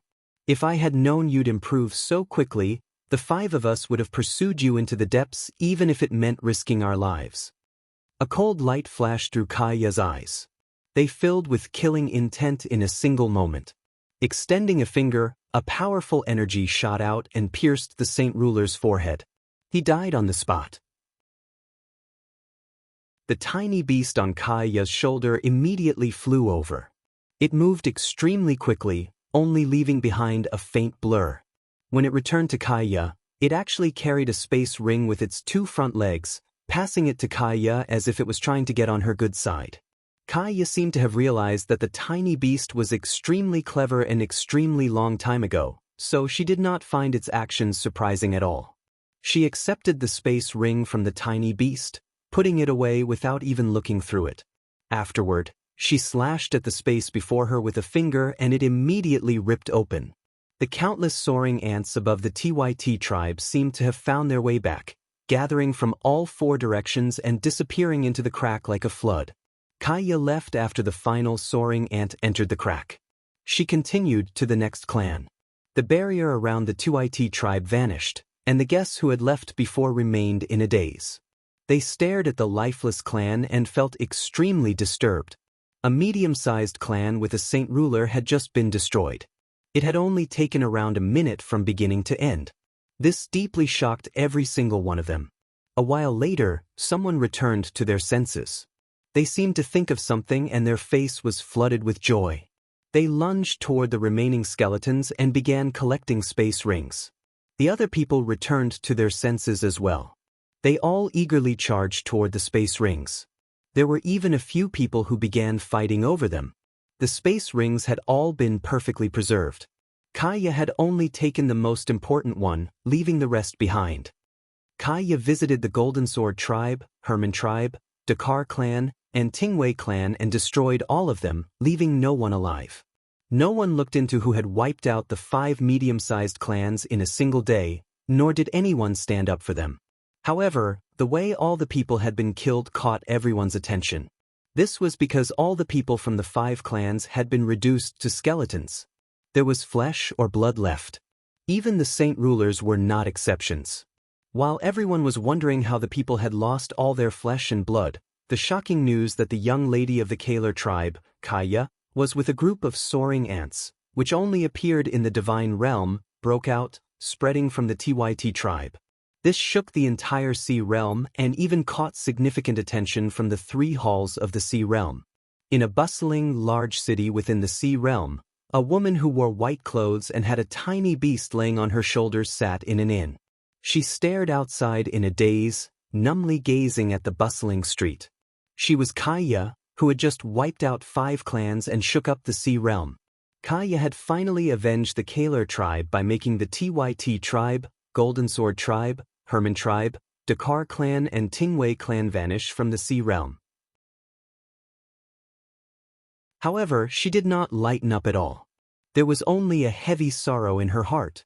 She had killed all her enemies, but she was unable to bring back her dead clansmen. She was unable to save her dead father either, which was why her emotions were still filled with sadness.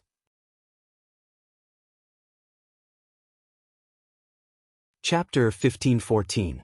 Acquaintances from the Sea Realm, I was once the young lady of the Kaler tribe, my father's only daughter. I had a very loving father and thousands of clansmen as well.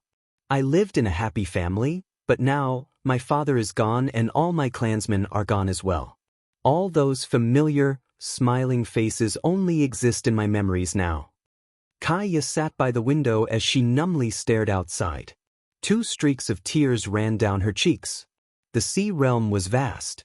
The number of people living there reached into the tens of billions. However, she did not have a single relative among them. She was filled with loneliness. She gulped down the strong alcohol in her cup, and it roared in her chest like a burning flame, causing her face to flush. She raised her head and stared at the deep blue sky. The sky was both familiar and foreign. Kaya no longer felt any attachments to the sea realm now. Perhaps the sea realm had become a place of sorrow to her. It would only cause her anguish. At this moment, Kaya overheard the conversation of a few people. Her empty eyes immediately narrowed. There's still one day until the great human expert's wedding. I heard that although Sovereign Jian Chen's wedding was quite sudden and that the preparations were rather rushed, the wedding will be unprecedentedly grand. That's obvious. Don't you know who Sovereign Jian Chen is? He was born as a human, but his magnanimity and generosity has won the respect of all experts in the world. After all, many saint kings and saint emperors only managed to break through because of Sovereign Jian Chen's heavenly resources. I've even heard that Sovereign Jian Chen helped revive our great sea goddess. Our great goddess will probably personally take part in Sovereign Jian Chen's wedding. I can't speak for our great sea goddess, but I am certain that all the emperors in our sea realm will be going to Sovereign Jian Chen's wedding. There's many saint emperors taking part in his wedding. Just the thought of it is envious. It's said that Sovereign Jian Chen is also the ruler of the Turtle clan. What's interesting is how he's clearly a human, so how can he be the ruler of the Turtle clan as well? This rumor's probably false. I don't know whether Sovereign Jian Chen is the ruler of the Turtle clan, but I paid a visit to the Turtle clan a few months ago and saw a sculpture of him there. With someone bringing up the topic, more and more people took part in the conversation about Jian Chen. Very soon, there were no other conversations in the inn. Basically everyone was talking about Jian Chen. Some people had even began arguing intensely, getting into disagreements over Jian Chen. Kaya, who was temporarily sitting in the same inn, forgot about her sorrow. She listened quietly as everyone conversed about Jian Chen. She could not help but think about when Jian Chen had gifted her the cultivation method of the Octaterra Emperor. Although the Kaler tribe suffered its demise because of the cultivation method, Kaya had never blamed Jian Chen. She understood that her clan was devastated because her father mentioned the cultivation method she practiced to his 5 good friends, who he overly trusted. Kaya said nothing. She sat there quietly by herself as she drank, paying attention to all the conversations about Jian Chen in the inn. She had no idea what changes Jian Chen had gone through during these years, nor did she know why he had become the human sovereign. She wanted to learn a bit more about him through the other people. However, after listening for quite some time, she discovered that basically everyone's conversations in the inn revolved around Jian Chen's wedding. Apart from the fact that Jian Chen's wedding was about to occur, she learned nothing else. Kaya knew that she would learn nothing more if she continued listening. As a result, she stood up and clasped her hands to everyone, warriors. Kaya did not speak loudly, but her voice drowned out all the sounds in the inn. At the same time, her voice was thunderous when others heard it, forcing them to stop talking. At that moment, the busy inn fell completely silent. Everyone looked at Kaya full of dread and fear. They all sensed that the ordinary-looking woman was an extremely powerful expert. Kaya had stunned everyone in the inn with a single word. It would obviously not be a problem for her to learn about what she wanted to know. In order to get on her good side, all the people in the inn hurriedly answered Kaya's questions. Every single person constantly blurted out answers and spoke endlessly. They answered every single question. Kaya learned everything very soon and left behind a few quaking thunders as gifts before leaving. I never thought that warrior Jian Chen would have already surpassed Saint Emperor, and I never thought that so much would happen while I cultivated in the depths of the sea realm, such as the invasion of the world of forsaken saints. There's still one more day before warrior Jian Chen's wedding, and I no longer have any attachments to the sea realm, so I might as well go to the Tianyuan continent, Kaya thought. Afterward, she shot off into the sky like a rocket, disappearing in a single moment. At the same time, in a city several million kilometers from where Kaya was, 4 old men walked side by side down a busy street. The 4 old men all wore similar robes, and at a closer glance, it was quite obvious that their appearances and their presences possessed shocking similarities. I never thought that so much would happen while we were in seclusion. Not only have many experts who have surpassed Saint Emperor appeared, but they've even discovered the entrance to a different world, one of the old men said nonchalantly. Big Brother, the sea realm is filled with news about the wedding of the greatest human expert, Jian Chen, which will be held in a day, and that the entrance to the other world is on the Tianyuan continent as well, so all the strong people have gathered on the continent. It'll definitely be extremely busy there. Why don't we go to the Tianyuan continent? A second old man suggested. Third brother's right. There's no point for us to remain in the sea realm any longer. At the same time, there's many imperfections in the sword formation we've just comprehended. We can perfect it through fighting and killing. The next time the world of Forsaken Saints invades will be perfect for the 4 of us to perfect it.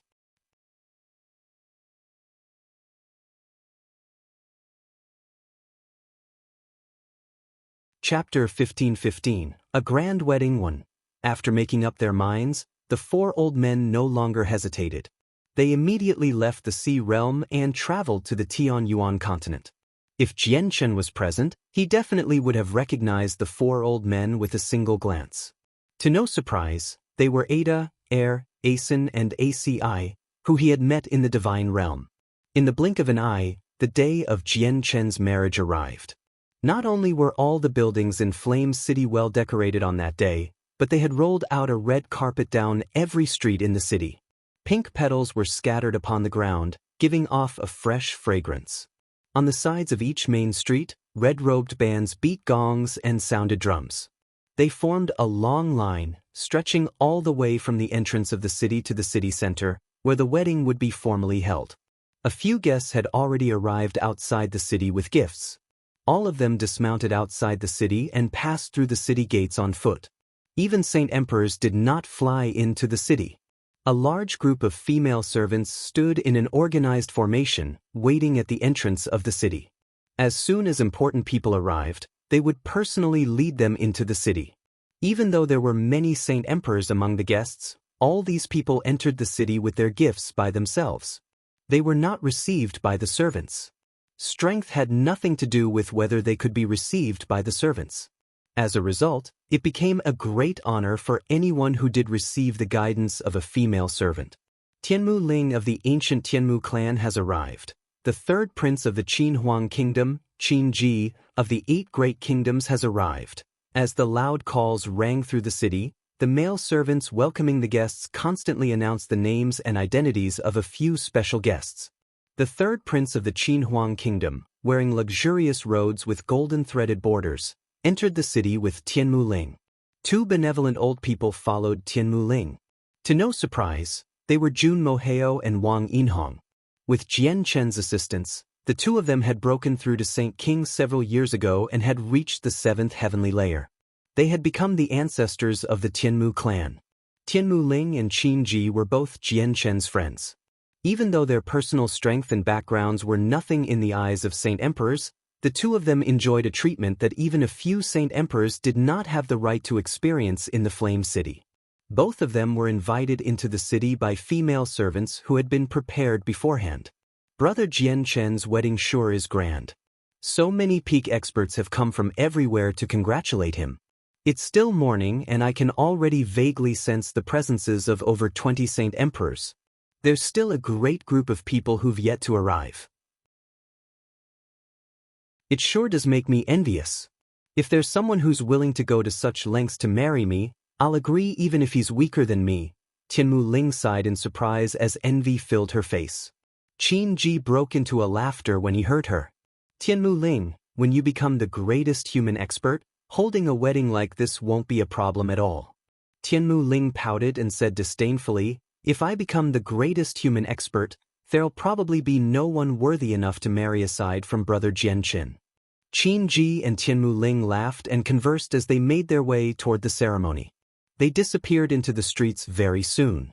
The 4 imperial protectors of the Qin Huang Kingdom and the king have arrived. The 4 imperial protectors of the Fire Dragon Kingdom and the king have arrived. The ancestor of the Kara clan from the Holy Empire, Kara Lot, has arrived with Kara Liwei. The president and grand elder of the Radiant Saint Master Union have arrived. The great elders of the Tyrant's Blade School have arrived. The pavilion master of the Pure Heart Pavilion has arrived. The Elven Queen on the Wasteland Continent has arrived. The Dwarven King of the Wasteland Continent has arrived. The Saint Emperor of the Prung clan from the Beast God Continent, Zongqiong, has arrived. The Hall Masters of the Sea Goddess Hall, Heaven Spirit Hall and Serpent God Hall have arrived. As the significant people all arrived at Flame City one by one, Flame City immediately experienced the most glorious moment it had ever experienced since it had been founded. Currently, over half of the experts in the world had gathered in Flame City, creating a legend on the Tianyuan continent. Even during the glorious ancient times, there had never been a case where over half of the experts in the world had gathered in a single place.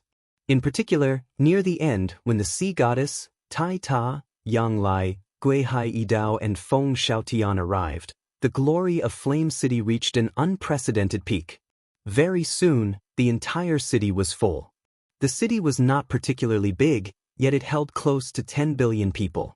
They filled the streets and alleyways, filling any extra space in the city.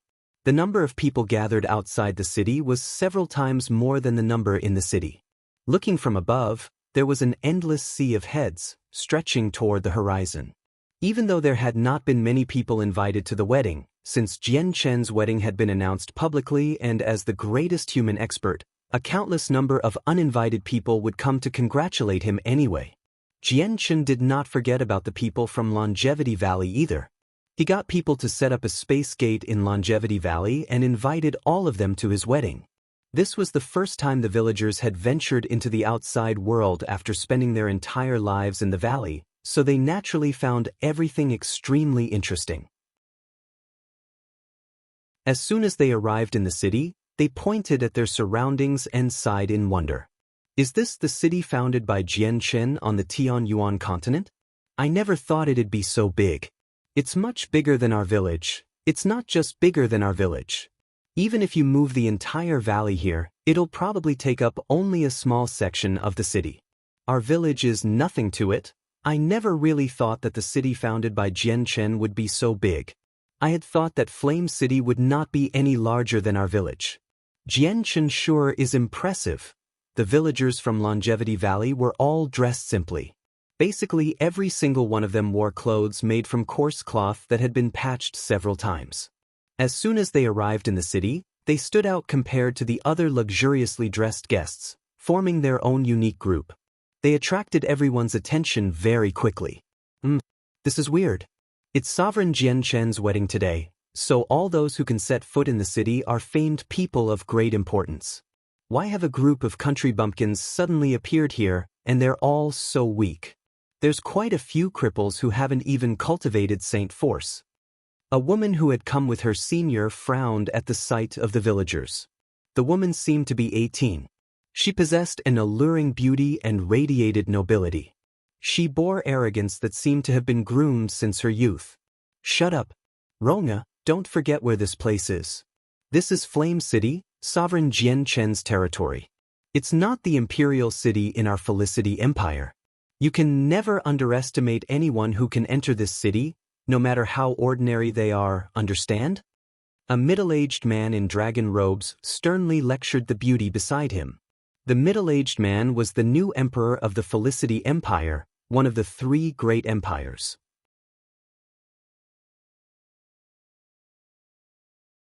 Chapter 15-16, A Grand Wedding, 2, Yes, Father.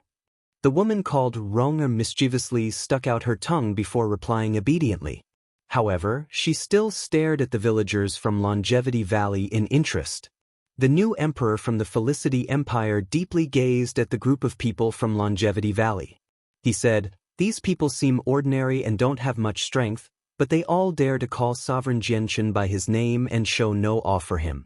They're even comparing their own village to the city that's known as the greatest in the world. If I've guessed correctly, they definitely have close ties with Sovereign Jianchen. Oh! The woman beside him opened her mouth in shock while disbelief flooded her face. At the same time, there were many other people in the surroundings who had also guessed the extraordinary connection of the villagers from Longevity Valley. As a result, even when they brushed past a few Saint Kings or Saint Emperors, they did not underestimate them at all.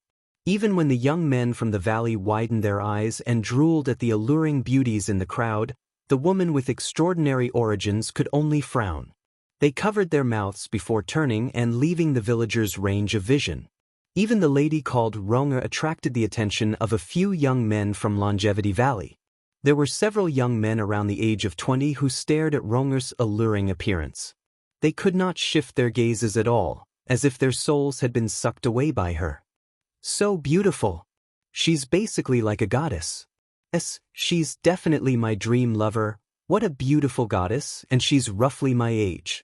If I can marry her, I'd be willing to shorten my lifespan by a few decades. Look at her legs. What beautiful and white legs. Those are the prettiest legs I have ever seen.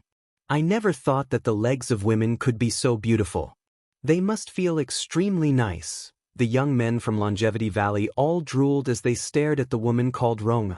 If they were not staring at her face dumbly, they would be staring at her slender jade-white legs. Even their gulps of saliva were audible. The woman called Ronger noticed their wolfish gazes and was immediately covered with goosebumps. She shivered in fear before quickly hiding behind the middle-aged man in dragon robes. Lingering fear covered her face. Only now did she discover just how terrifying the bulky young men in coarse clothes were. They were tempted to eat her up just from their gazes alone. Ronger, let's go. The man was displeased as well. He pulled the lady with her and left the sight of the villagers. How did she leave so fast? I didn't even get to see her, one of the young men said in dejection. His gaze remained fixated in the direction Ronger had disappeared, filled with regret and deep infatuation. She definitely hasn't gone far. Why don't we go after her? Another young man suggested, burning with desire. Let's not. Grandpa's told us to not run around randomly. Look at how many people are here and how big this place is. What if we get lost? The young men could only give up on catching another glance of the beauty while full of reluctance. What they did not know was that every single movement they made and word they said was caught by many of the guests in the surroundings. The more powerful guests had reached Saint Emperor while the weakest ones were Saint Rulers. Even though they spoke in whispers, they were heard loud and clear by the surrounding people. They all shook their heads secretly and thought, just where did these annoying young men come from? Young brothers, it's not very polite for you to stare at the legs of us women. An enchanting giggle rang out. When the young men heard the giggle, they immediately felt themselves become powerless. They lacked self-control. Their hearts began to beat uncontrollably. Tianmu Ling slowly strolled through the crowd with a smile. All her movements possessed an enchanting charm. This charm was useless against the experts in the surroundings, but to the young men from Longevity Valley, it was fatal. So pretty! At that moment, the eyes of the young men widened. They all drooled as they dumbly stared at the beautifully dressed Tianmu Ling. Tianmu Ling did not mind their gazes at all. She smiled seductively and giggled, "Little brothers, am I pretty?" "You're pretty." The young men all spoke at the same time. They were all stunned and their breathing became ragged. Their eyes were so wide that they almost popped out. Tianmu Ling gently sighed. Some loneliness appeared on her face and she acted pitiful. She said, "But so what if I'm pretty? There's no one who wants to marry me. There's no one who wants me." "Who said they don't want you? Beautiful girl, why don't you marry me?" "I want you, girl, be my five. I swear that I will treat you as only the best for the rest of my life. I will never let you down. There will be meat to eat every day. Girl, my father's the strongest in the village, and he's also an Earth Saint Master. Becoming a Heaven Saint Master for him isn't a problem. You know about Heaven Saint Masters, don't you? They can fly freely in the sky like birds. If you marry me, I'll definitely plead to have my dad take you flying once he becomes a heaven saint master. When the young men heard what she had said, they all believed that they had caught Tianmu Ling's eye, except that she was too embarrassed to say so, which was why she had given them a hint. They all attempted to court Tianmu Ling as best they could. In order to capture Tianmu Ling's heart, they even brought out everything their family had accumulated. They were even close to mentioning their lineages and their ancestors. Even Tianmu Ling was stunned by what they said. What they told her had completely overwhelmed her understanding of the world. Any person who courted a woman on the Tianyuan continent would show them what they could offer, through displaying their strength or bringing up their background. However, the young men before her only mentioned that they could cover the basic necessities of life. Tianmu Ling rubbed her temples. It felt like she had a headache. She realized that she had underestimated them far too much. She needed to evaluate them once again. When did she, a mighty saint king who could rip open space gates on a whim, need to fly in the sky while being carried by a heaven saint master? Little brothers, if you really want me to marry you, it's not impossible. Once you can beat Jianchen fairly, I'll marry you, Tianmu Ling giggled. She thought that she could make the young men lose interest in her by saying that, but she darkened instead. She had never thought that she had underestimated these burly young men again. They did not show any negative emotions at all. Instead, their eyes lit up and they seemed pleasantly surprised. Really? If I defeat Jianchen, will you really marry me and become my wife? One of them stared at Tianmu Ling full of excitement. Anyone could tell that the emotions he showed were genuine and could not be faked. He did not know just how powerful Jianchen was, nor did he know about Jianchen's prestige on the continent. In his mind, Jianchen was friendly and treated every elderly person in the valley full of politeness. He seemed no different than the other people his age. Meanwhile, not only was he the strongest in the village, he was larger than Jianchen as well. As a result, defeating Jianchen did not seem difficult at all. Tianmu Ling was stunned once again, but she was not the only one this time. Even the guests who watched on in interest became stunned as well. This included Saint Emperors. Soon afterward, they all became stern. They judged the young men seriously and thought, are these young men Origin Realm sovereigns who never appear? Can they really defeat Jianchen? Otherwise, how can they be so confident?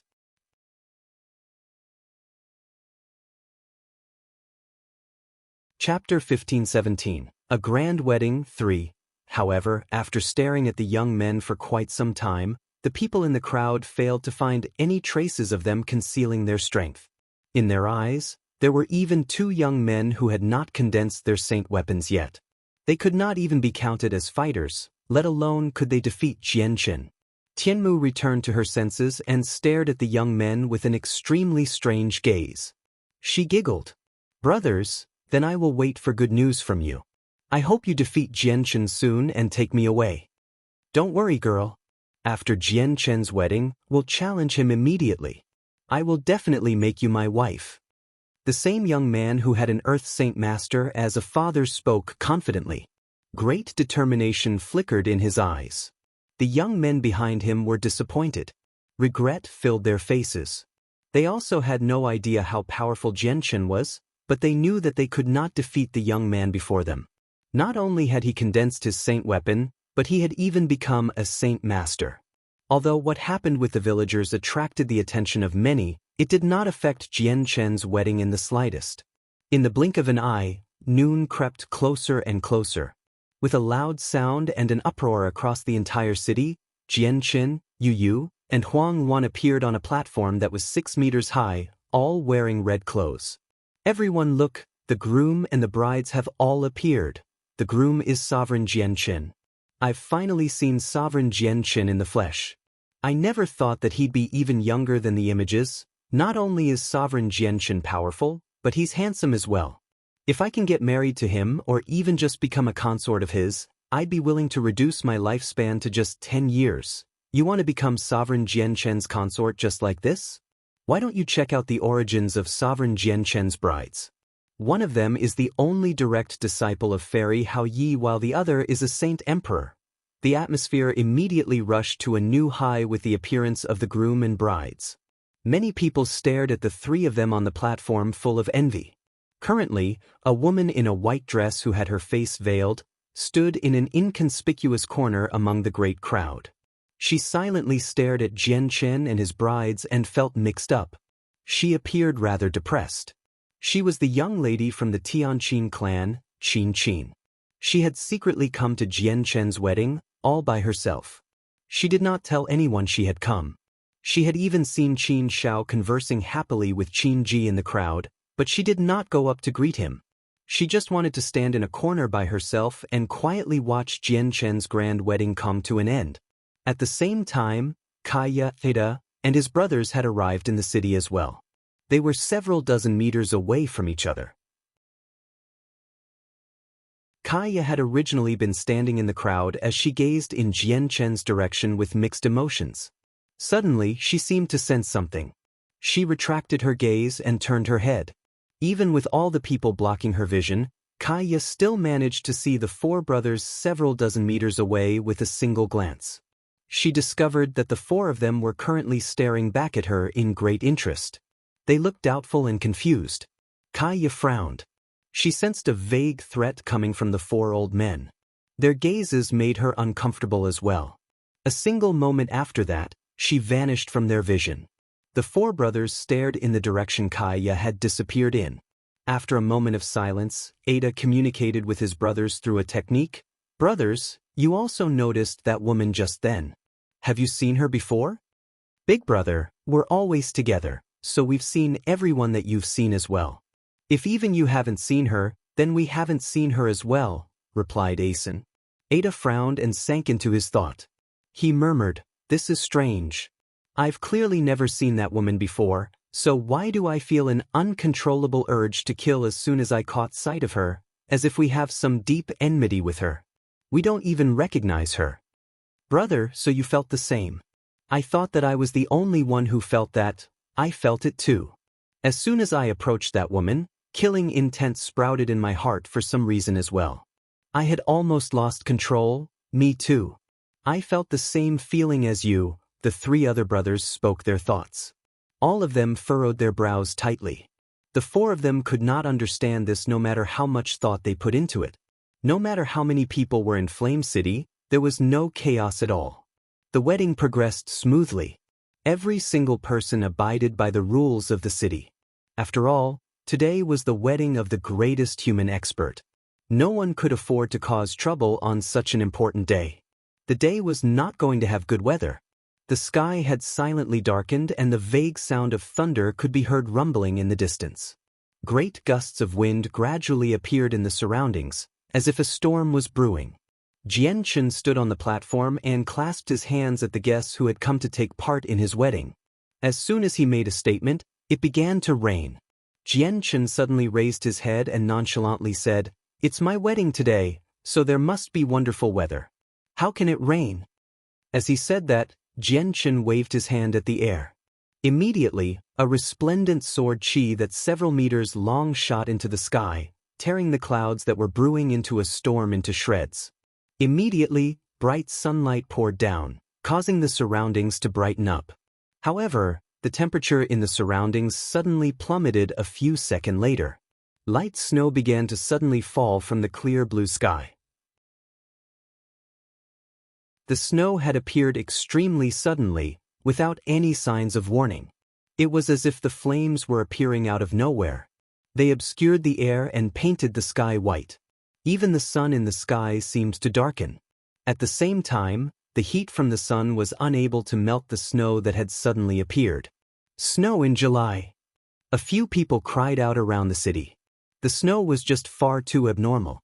It had actually fallen in the scorching summer heat. Jian Chen noticed the sudden snow as well. He seemed to understand something, causing joy and eagerness to fill his face.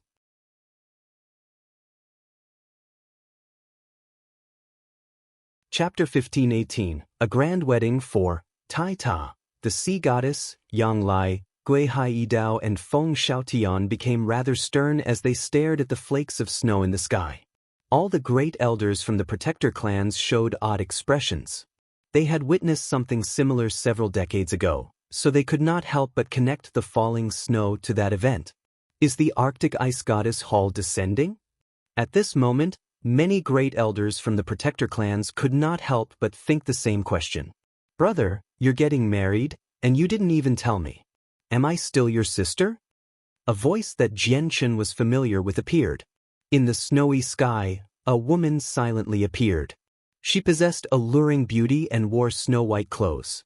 As she hovered in the sky, she seemed like she had fused with all the snow. Sister! Jianchen cried out in joy and amazement. He felt very excited.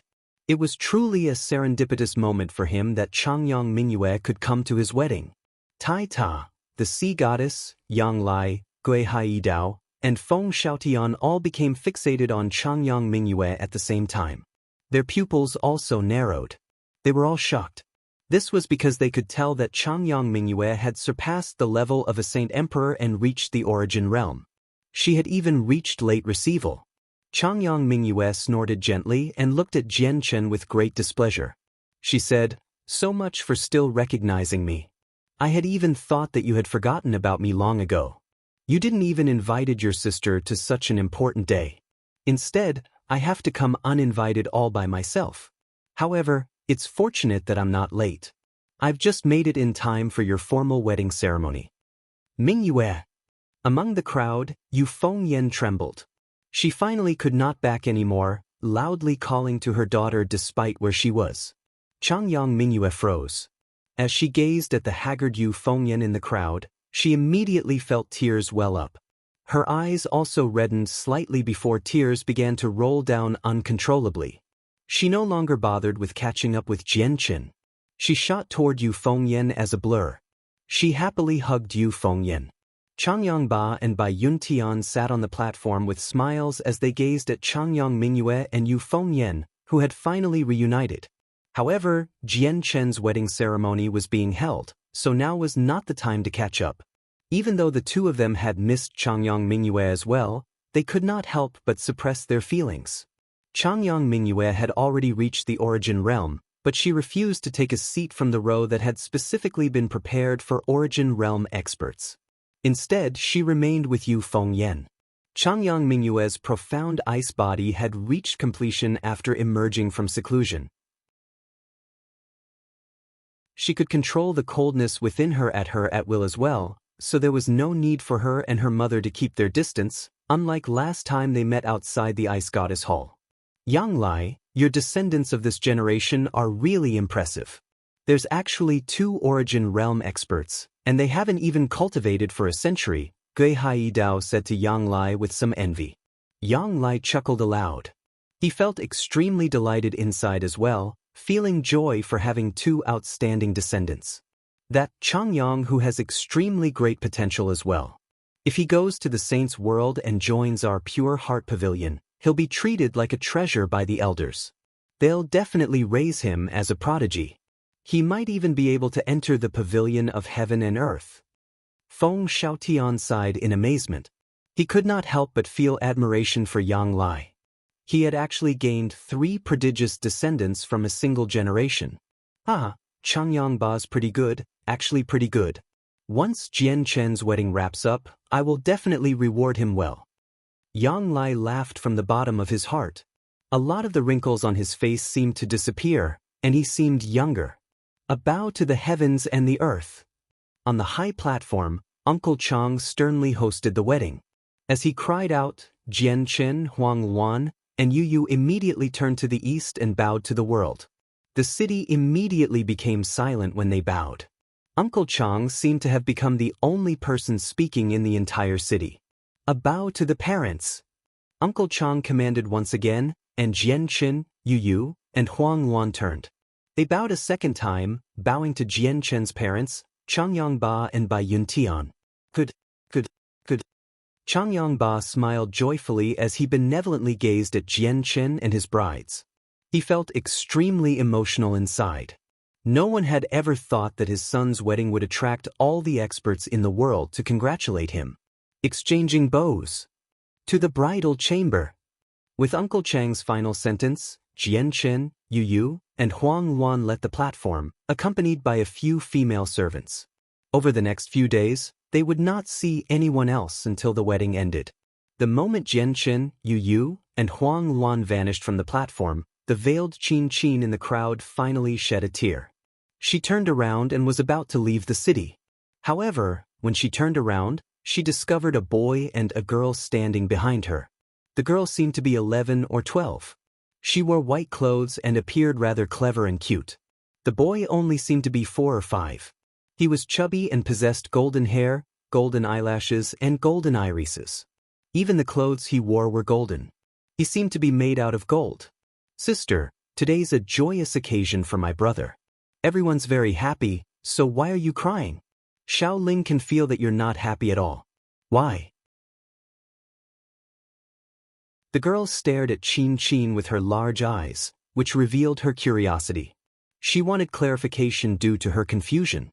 Qin Qin was in a horrible mood. She had not planned on responding, but after hearing the naive girl's question, she could not help but reply. She squeezed out a smile and touched the girl's cheek. She gently said, "This is because I feel horrible inside, so I could not help but cry. Little girl, you're still young right now. There are many things you still don't understand. You'll know once you're older, okay?" With that, Qin Qin left the city. The girl nodded, but she did not seem to understand. She remained confused, failing to completely understand what Qin Qin meant. Sister, what does feeling horrible inside mean? Do you have to cry if you feel horrible inside? The boy asked questions because of his confusion and curiosity. About this, you're still young right now. There are many things you still don't understand. You'll know once you're older, okay? Let's go, I'll take you on a stroll elsewhere. As the girl spoke, she left, pulling the boy with her. She moved everywhere in an extremely energetic fashion. The two of them were Xiao Jin and Xiao Ling. Over a decade had passed, but they showed no changes at all. The greatest difference was that Xiao Jin could now speak much more fluently.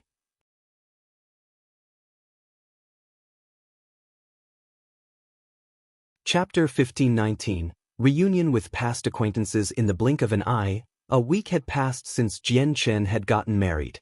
Most of the experts who had been present at the wedding had dispersed and the city slowly returned to its peaceful days. However, there were a few people who did not choose to leave and instead remained. In the morning, Huang Luan and Yu Yu assisted Jianchen in getting dressed with slightly flushed faces. Their eyes were filled with happiness and joy.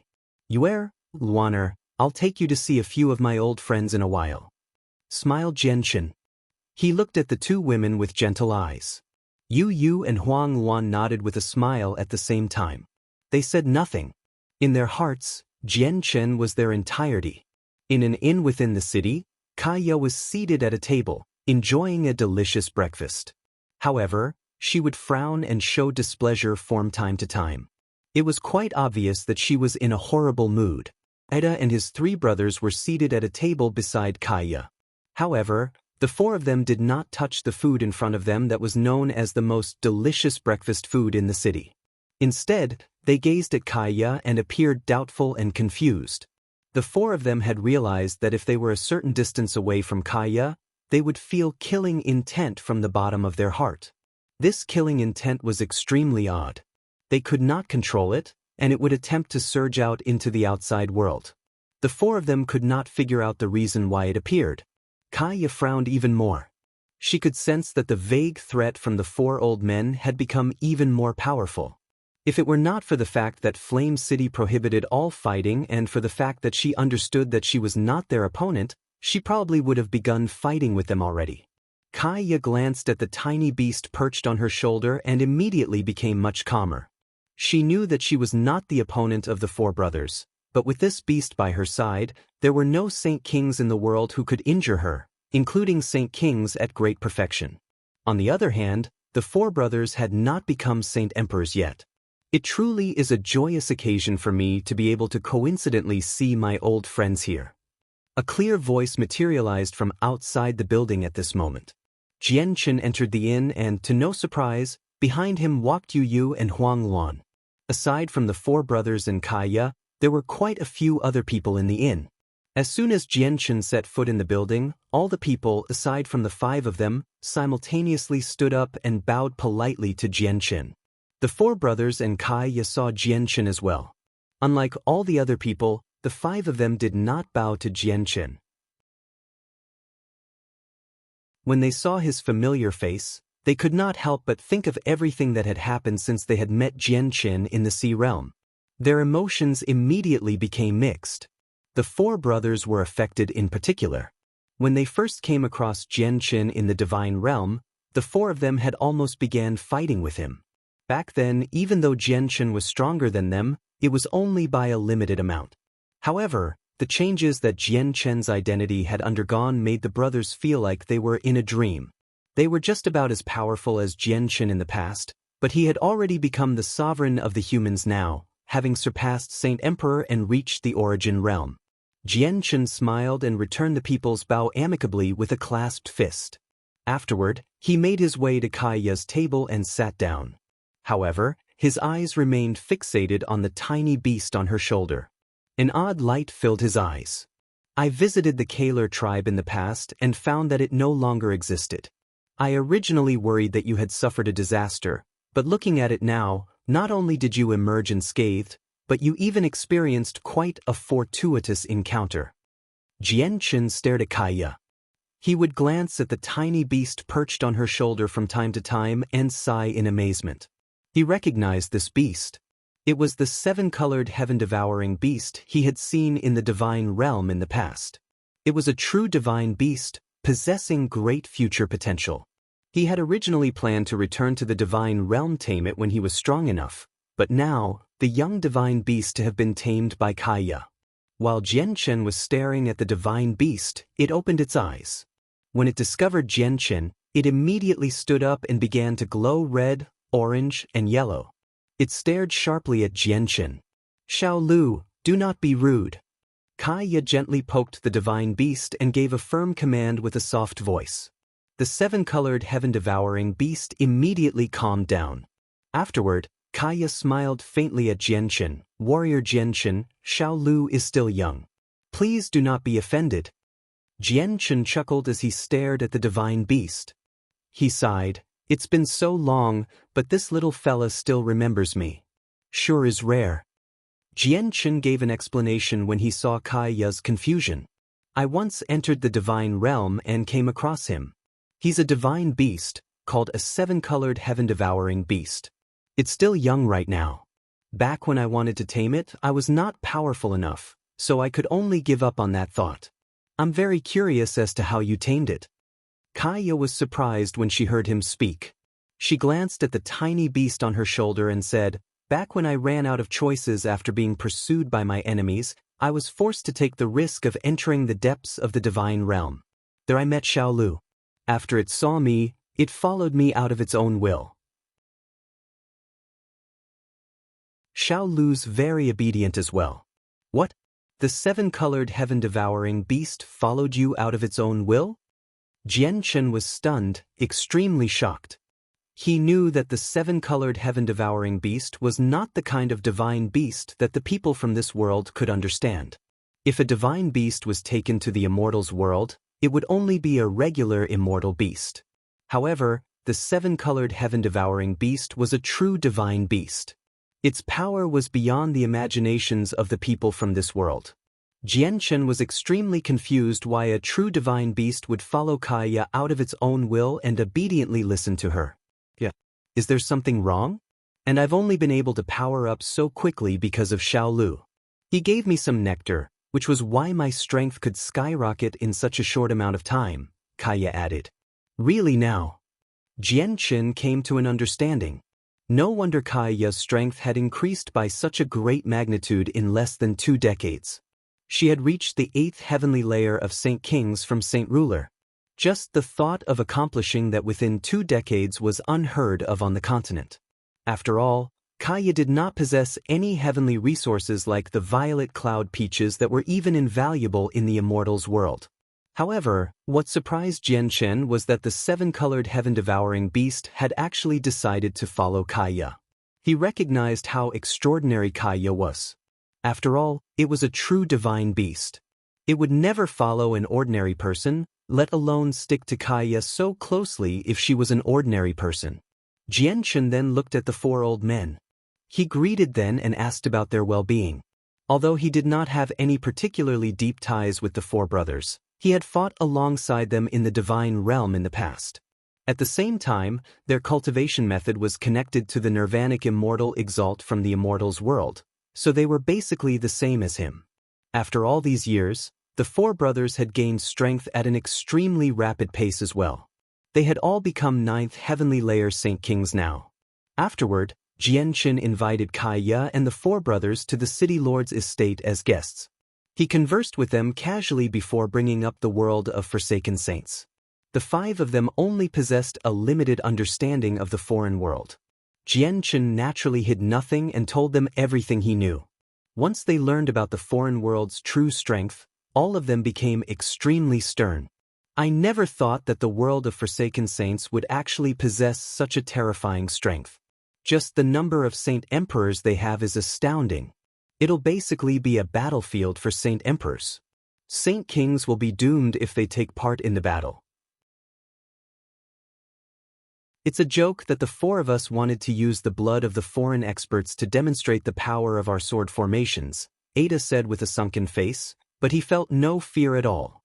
Brother, if we're separated, we'd indeed be doomed against saint emperors, but if we formed our sword formations, we can kill saint emperors, Air said confidently and enthusiastically. That's right. We've just forged our flying swords, so our battle prowess has soared. Coupled with the sword formation we've just comprehended, we should be able to handle any saint emperors as long as we face a maximum of 3 at a time. Asen stood up, burning with enthusiasm. You're tuning in to the Passion Pages YouTube channel. We're so grateful for your support, and don't forget to subscribe to join us on this incredible journey through captivating stories. Your generosity through donations truly makes a world of difference, as it's the primary source of revenue that allows me to expand and enhance this channel for you. Thank you from the bottom of my heart for being a part of this adventure.